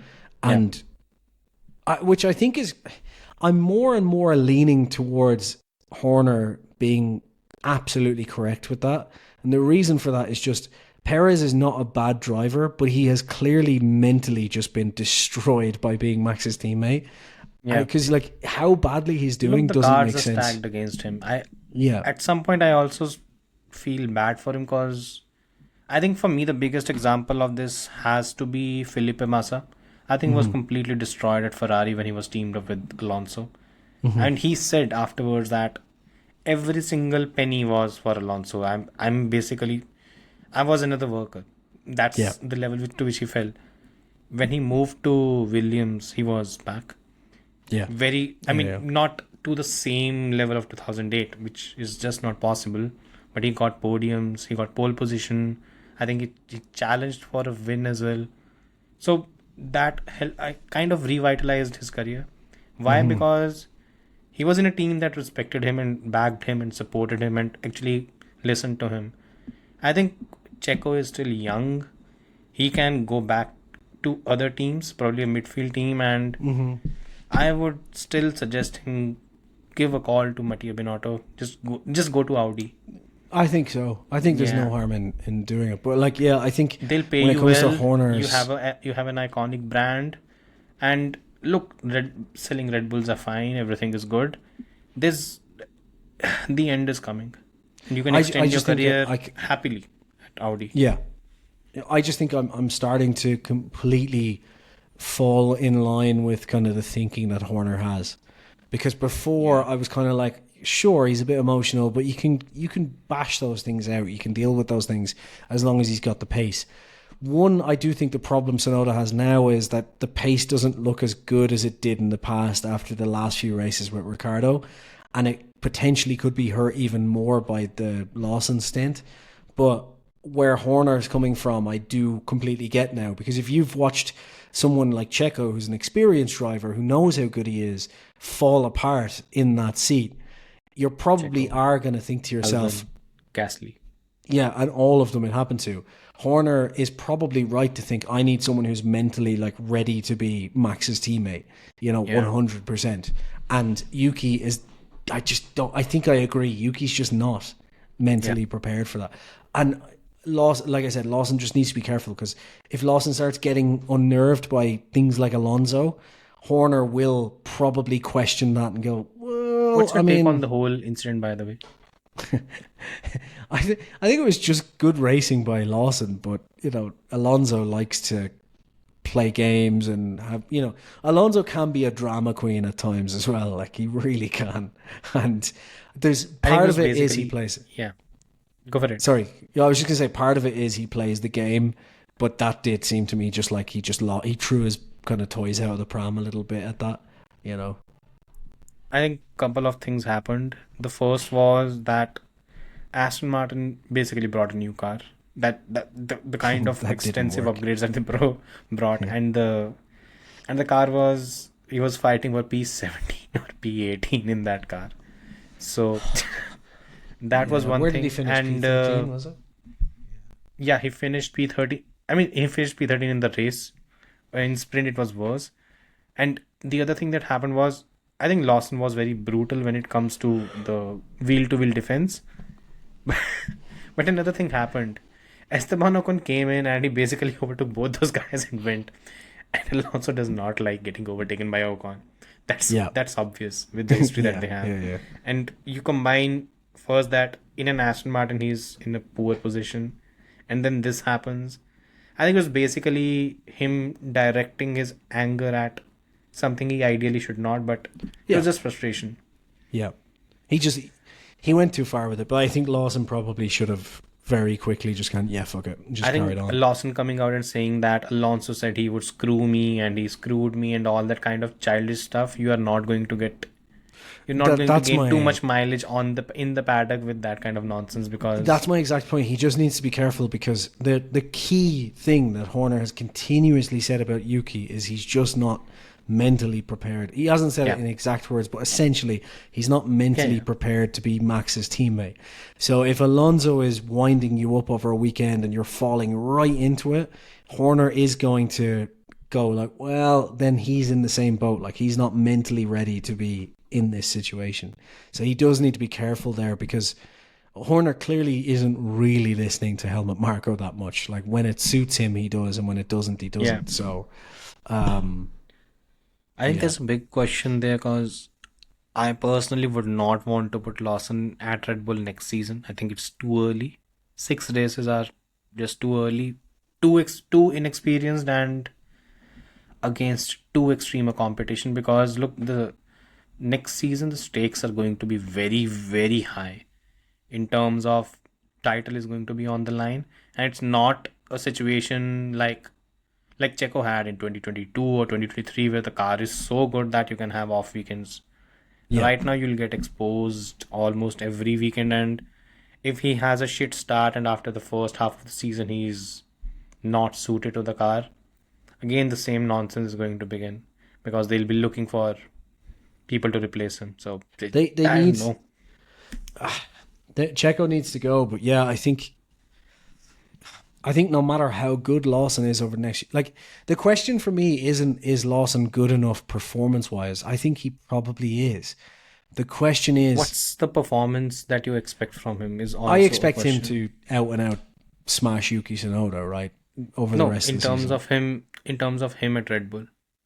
He's not going to be anywhere near Max, but I think he's going to be a lot closer than Checo is in terms of performance. But the problem then becomes, I rate Checo very highly, as Sai will laugh at. Jason, I'm a Checo fan, has it. I rate Checo very highly. I think he's a fantastic racer, and he's clearly just been absolutely destroyed by this. Like, this has been such a terrible season for him. So I just don't know if Lawson is ready for that, like to put him alongside the mentality Max, where you have to admit that you're not going to be fast. He has to come in as a young driver and basically fall in line as the number 2. Like, to do that's going to be tough. This is why I actually think, jokes aside, and I know people laugh, I do think Ricciardo is probably a better choice, because Ricciardo right now could come in and you could say to Ricciardo, look, we don't want you to challenge Max. And Ricciardo's probably going to be like, well, if I don't take this, I'm just sitting at home eating pizza or looking at NASCAR. So fuck it. Yeah, I'll come in. Like, I could win a few races. And if I'm good enough, maybe it'll lead somewhere. He would have that mentality. Whereas Lawson, being a young driver, he's going to want to beat Max, obviously.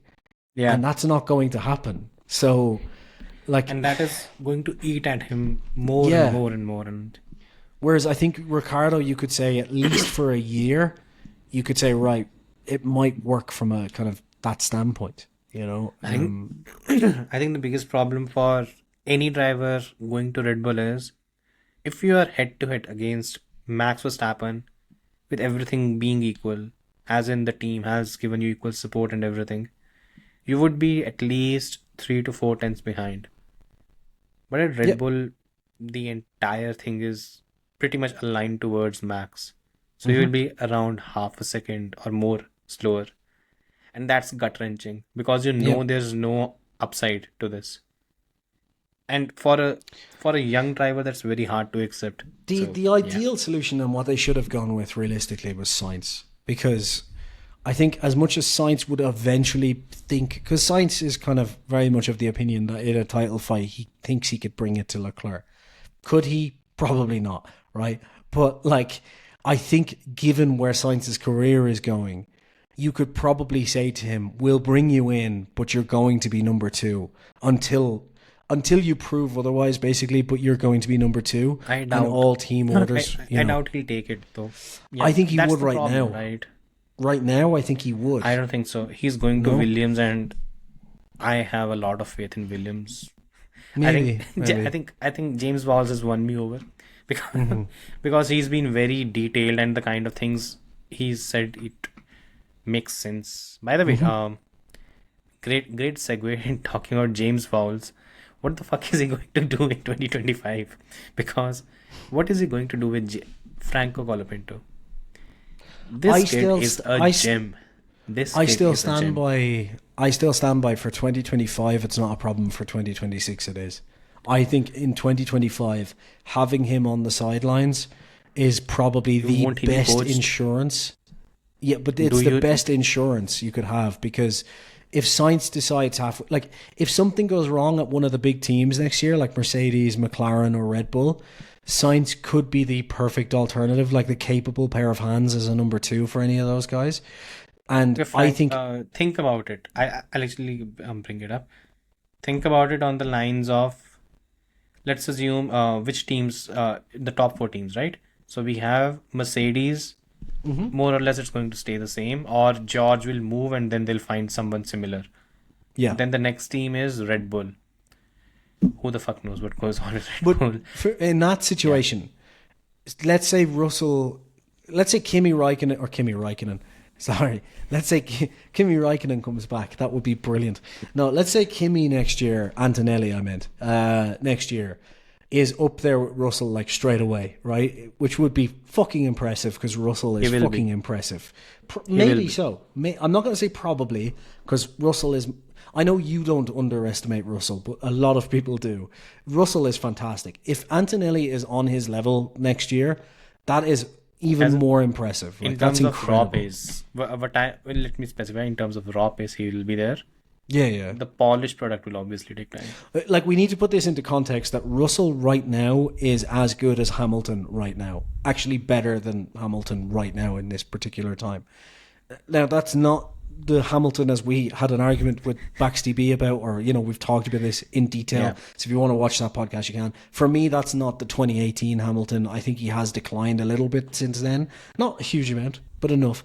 But I think Russell is better than him. So if Alonso, fuck's sake, if Antonelli comes in next year and is on, even just pace-wise, on Russell's pace from the get-go, that's impressive.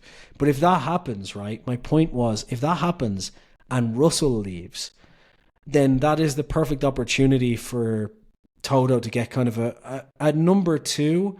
And I think you would say that Sainz is possibly the best person on the market for that particular job. And does Sainz leave Williams for Mercedes? Going into 2026, probably. Like, it's probably a better bet off. You know what I mean? He should. In which case, that's ideal for James, because he's like, right, okay, fuck it. Sainz is gone, but I kept Colapinto. My insurance policy now comes in. You know, like, that's perfect for me. Why would he keep Alex Albon, who is already consistently losing to Franco? Well, at the moment, yeah. The ideal how lineup, many races has it been? By the way, I still don't know what the ceiling is for Franco, but I'm actually concerned that, because for me, at least, whatever I've seen, I think Carlos and Albon should be neck and neck. It's what I expect the dynamics to be. Okay. But if Franco is doing this to Albon, that's a talent that every team wants. And if that's a talent that every team wants, you want to put him in a car. You don't want to just leave him hanging there. So how many races has it been so far? 4. And has the head-to-head been? Yeah, out of the 4 races, he has out-qualified him twice. In Baku and here. No, I think Baku and one more race, not here. He was behind him. But he finished, I think he has 5 points. So Albon has 12 points. Two all in the races. Yeah. It's 3-1, I think. 3-1 to Albon in qualifying. Yeah. But yeah, I mean, just look at the performances, right? It's very impressive from Colapinto. Like, very impressive. I was impressed by the race as well, because he not only had the performance, he had the composure to actually pull off the overtakes on Alonso and others. That does not come easy, and you don't want such a driver to just hang out in the driver market. And see, this is why, though, I think it's a 2026 problem more than a 2025 problem. I think you can hold him for a year. Unless one of the big teams come knocking. Like if Ferrari or McLaren or Mercedes or Red Bull have an opening, or even potentially Aston Martin, let's say, and any of those decided to go for Colapinto. Alonso is his manager, by the way. Yeah, so if any of that came up, Colapinto is obviously going to go to a big team. However, I do also think that is true even if Williams signs him. Like, you know, that is, you can always lose one of your drivers. But if he's in the car, right? You can. Sure, but look, if I'll just tell you what my perspective would be. Ideally, I'll keep Colapinto at least as a reserve for now. I won't loan him anywhere. I don't think you want to risk that. I'll keep him as a reserve. Yeah. In the first 6 to 10 races, see how the Albon and Carlos thing is evolving. And if I see a definitive guy gaining the edge, look, and that's why I'm very surprised, because... Oh, I'm sorry. It's okay. Something came up. Yeah. Because if Colapinto ends up dominating Albon in the rest of the 5 races, and on the other hand, you have the season begins and Albon dominates Carlos. Now, what is James Wall supposed to do? It's a good problem to have, isn't it? But yeah, you're right. It is a good problem to have, but it is a problem that Alpine had, and Alpine came off worse. Alpine had Ocon, Alonso and Oscar Piastri. They lost Alonso and Oscar. And that's... you don't want to end up in that situation. Yeah. And the thing is, you don't want that situation to come in, because either Vowles can think that he can build his entire... Look, Vowles has a long-term plan in place. He wanted Carlos and Albon to join for that purpose. I think what he would probably look at in the long term is either get rid of Albon or Sainz and put Franco in, and then build the team accordingly. Yeah, because he's talking about winning races in 2026. Vowles has said it. He wants to win races in 2026. The question becomes, I think, basically halfway through next season, he needs to make the decision for this. It's a very 2026 problem. I think for 2025 it's fine. Like, I think he's not going anywhere realistically unless something crazy happens. Drastic happens, yeah. The good news for Vels is he's going to have, by the end of the season, 9 races to know exactly what Colapinto can do. That's nearly half a season. Like, that's a solid basis to know how good he is compared to Albon. Yeah. If he is consistently better than Albon for the entirety of the 9 races, at the moment you would say it's kind of fairly even, but that doesn't look good for Albon considering that Colapinto's only been in for 4 races. It shouldn't be even, you know, like that is advantage Colapinto basically.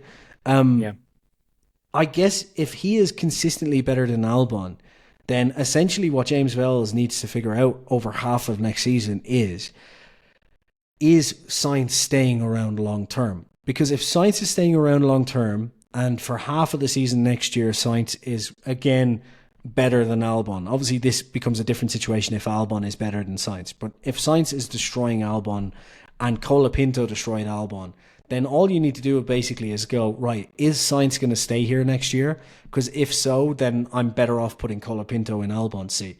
But the problem with that is if you replace Albon with Colapinto and then Sainz goes, hey, there's a seat at Mercedes, I'm off, then you're in a situation where you've thrown away still a very, very good driver. And, you know, now you're not going to get him back. Like, you're not, sorry, Alex, could you come back? I know I did the same thing to you, Red Bull did, but, you know, can you come drive around at the back of the grid for a while again? He's going to be like, no, fuck off. So Williams will be faster next season. Yeah, like that will help as well. Yeah, but I think it's a good situation to be in, as you say, though, as long as Vowles runs it more intelligently than Alpine. But that's not a high bar. Like, that's a very low bar to clear, and I expect Vowles to be very logical about this and kind of decide, right, who's been better and can I keep Sainz? Like, if Sainz is the best one, and then it's Colapinto, and then it's Albon, then all you need to do is go, okay, Sainz, are you happy? Like, will you stay here next year? If so, I'm going to put Colapinto in the other seat. You know, like, that's kind of the decision you make. Yeah. I don't think it's that hard of a decision, but at the moment it doesn't look good for Albon. I think it is, because this bigger talent not in a car and the opportunity to just be a Williams driver, it's still... Look, Franco's stock is rising at a rapid rate, and it is currently higher than even the Formula 2 champion, who's going to be Gabriel Bortoleto. So that should tell you everything where he is in terms of pecking order. Yeah. You don't want to lose that talent, because Williams does not nurture that many talents anyways. And when you're getting one, it's better to build a team around it. Again, it's entirely what kind of methodology James has, because that is going to answer a lot of questions. I think we both agree there that James Vowles is a very logical and thought-out analytical guy. So I would imagine whatever decision he makes is probably going to be the right one. Like, I would give him the benefit of the doubt, unlike Alpine. You know, like, I would kind of go, whatever decision he ends up making, he probably had the best decision with what he was working with data-wise. Yeah. So if he makes a decision that I don't agree with, I'll probably be like, I want to know why. You know, like, because it's odd for him to make a strange decision. You know? True. So True. We'll see. Yeah. I mean, it's a good thing. Next season, at least we have some fresh talent. These two will be there. There'll be Antonelli. There'll be Ollie Behrman. That's 4. Maybe if Bortoleto gets through instead of Bottas, maybe 5. I mean, at this stage, Colapinto could be in the fucking Red Bull. You know, like, with the way things are going, it wouldn't actually surprise me that much, if I'm perfectly honest, because Red Bull could Marco easily... would actually have a South American this time around, so... Yeah, that's the only thing. He'd probably have to fire Helmut Marko, but I wouldn't... I wouldn't be surprised. Yeah, win-win for everybody. I wouldn't be surprised if Colapinto ended up there, to be honest. Like, it wouldn't... I genuinely wouldn't be thrown off, because Red Bull can easily afford it, and I think we're talking about the mental strength and stuff.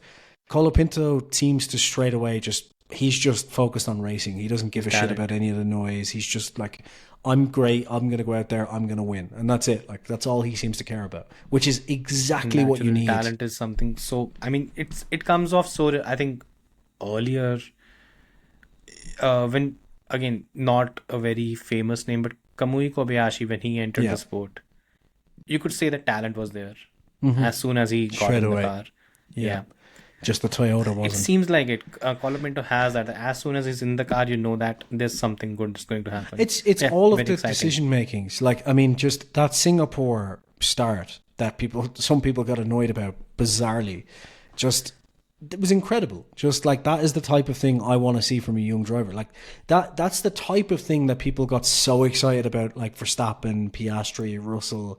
You see these young drivers get in, they make these moves, you're like, okay, this guy's going to be a fucking future champion. And Colapinto at the minute, like, I mean, 2-2 with Russell, with Albon, sorry. That's impressive. Like, you know, Very Albon's impressive. this is what Albon's second season with the team. He's the star Albon's pupil of the getting team. a rat. This is Albon's third season with the team. Is it third? Yeah. 2022 he started? Yeah. Right, okay. Yeah. And Albon is getting rattled. If you saw the qualifying, he made a mistake. In the race, he, I think, bumped off one of the Alpines. So a lot of things are going on. Yeah. Anyways, that wraps up the race recap kind of that we had. Coming up, we have was the a long Mexican one. Grand Prix. Finally, what's your favorite moment? Oh, Daniel Ricciardo P4, probably qualifying. Oh, last season. Yeah, I'm joking. But it was actually a good drive for a change from him. I'm trying to think. The Mexican Grand Prix is possibly the most boring Grand Prix of the year every year. Yeah. Um, And that's saying something when there's Monaco.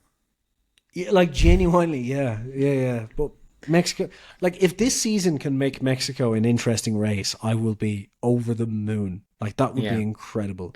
I think just put them on shitty tires that last 5 laps. That might help, but I think Mexico is at 2021 when Checo was on the podium. That was Checo pretty. was third, yeah. Yeah, that was pretty epic. Just because I was here in Mexico, and obviously it was like Checo never had a podium in Mexico, and the place went crazy. As a race, though, it's just never that. I don't know. I think the like start of the 2021 Grand Prix.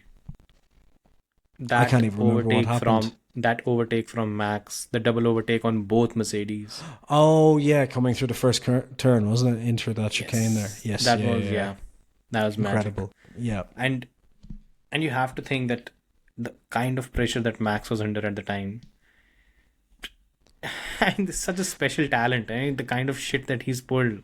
And he's done it against probably one He's of an the incredible greatest drivers racer. in Formula One. yeah, he's an incredible racer. Yeah, Just absolutely. amazing. I think that was the race that stands out for me. Other than that, there have been a lot of shit shows from over the years where I think first it was 2015.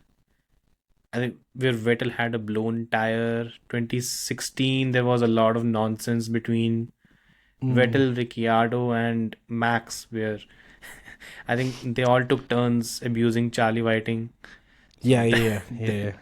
That happened. 2017, I think it was Max who won the race, but apparently there was a crash between Vettel and Lewis. 2018 also something happened. Then 2019 was a shit show where Fair play to you, because I genuinely cannot remember any of the Mexican Grand Prix. Now, part of that is because for the past 6 years I have been drunk during all of them. Because that's how long I've been here. So every year I've been drunk during all of them. So that probably doesn't help. Yeah. but yeah, I mean the thing is, in terms of on track action, not much. But again, it's, I don't know, could have built a better track, honestly. The track sucks. Didn't we talk about this a while ago? Just that there's a change the layout. really simple solution for this. The DRS, just change it, just make it the same as Brazil, and it would really help. Because at least if someone overtakes down the long straight, you can come back at them after the chicane. Yes. You know, and then follow them through the track, and that would make it exciting. But as soon as they get ahead, they're just gone, and that kind of The double DRS, I don't really it doesn't make see any the sense. point. Yeah. I don't think it's used anywhere else anymore. I'm trying to think at a different track. There used to be. Canada. Is Canada still one? Yeah, it's still one activation zone, isn't it? There's nowhere else then, no?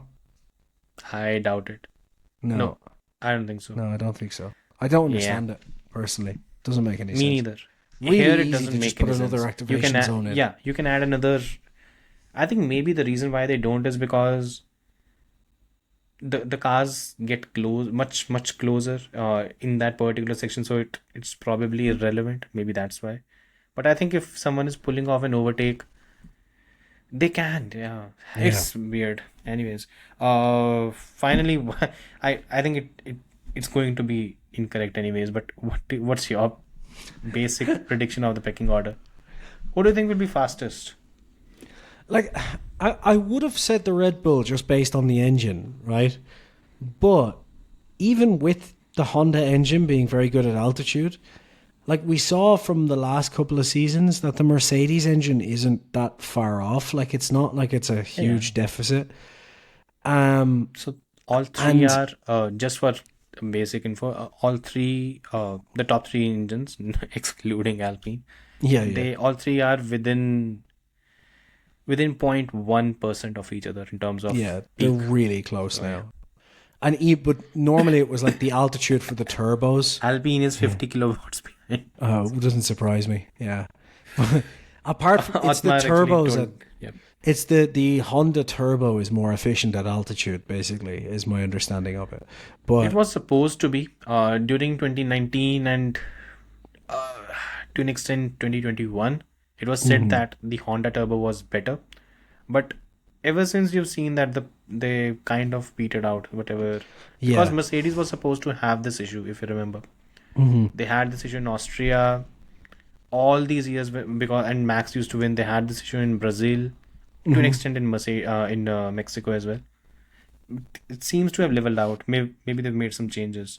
Well, I would say if I'm looking at pecking order, I do think McLaren's going to be back to being the quickest here, personally. I think one of the biggest issues they've had this weekend was it was a difficult track for them, but they also, remember, brought a huge upgrade. And in Miami, we saw the same thing. It took them a while to dial in. They got very lucky to win that race.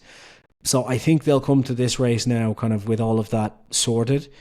And then the problem I think Red Bull is going to have is they've brought in these upgrades to kind of fix the balance, and that seems to have worked to an extent, but the car still wasn't as fast as the Ferrari.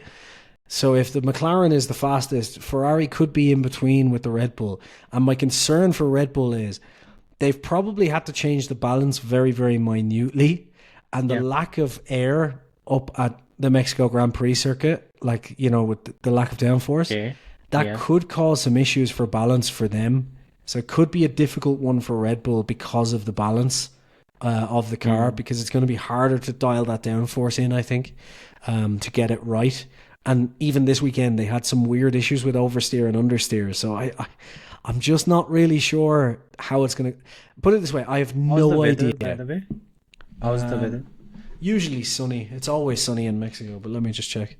Yeah, because if it was cooler, maybe we could have talked ourselves into Mercedes making a resurgence.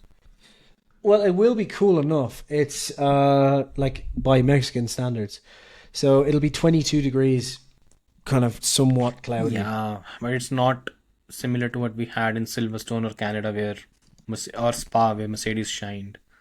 Yeah. The thing is, the first sector for Mexico, it is basically a traction zone war. You are basically doing... It's one traction zone after the other. You're braking, you're taking a 90-degree turn. Should help Ferrari, right? Yeah. The second is more aerodynamically, I'd say, efficient and demanding both. And the third sector is basically your low speed section through the stadium. Yeah. Now, what that does is it makes a track which is very, you can say, mixed in terms of demands. Boring as well. That's fair, actually. There's just no two ways about it. Secondly, the downforce is going to be very low. I mean, they'll just rack up as much as they can, but the air is not there. So what's the point? That's the thing. They run their highest downforce packages at this track usually, don't they? Do you think we revert to the kind of performance that they had at Baku? Ferrari, you mean? The overall pecking order. Yeah, that probably wouldn't surprise me.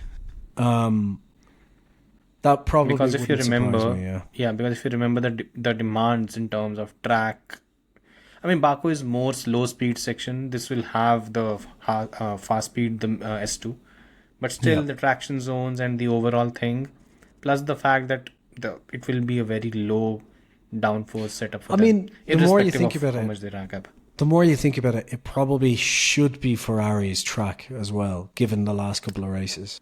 Yeah. If they get everything together, which they don't always. You know. I have, especially after winning a race, they tend not to win another one because just bad juju apparently. They drink too much and eat too much pizza, and they all pasta. show up really slow. Yeah. And I, you know what, I can envision this a situation where you have all McLaren front row, all Ferrari second row, and after the first lap you have the Ferraris leading the race. Yeah, I can just envision that happening. Yeah. And I won't be surprised if it actually happens this week. Because McLaren has been better over a single lap. I mean, the qualifying has been their forte. Race pace is where Ferrari seems to excel. Mm-hmm. I think that's where I lean. I think I'm...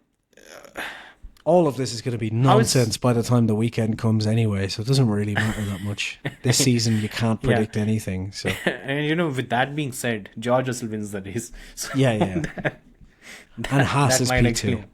Yeah. Oh, come on. If that happens, it would be awesome. If long Nico as it's Hülkenberg gets up... As long as it's Hülkenberg, yeah. I mean, Kevin has had his podium in the first very first race. So if K-Mag gets a podium and Hülkenberg doesn't, I'll be really pissed off. Yeah. You and I both. It would be. We won't record the pod on that day. No, just as a sign of protest. Anyways, it'll just be an hour of silence uploaded to YouTube with just like rest in peace Hülkenberg's career on the screen, and that'll be... I mean, that would be it, right? Because he's going to a team that's going to be a backmarker for the next 4 years.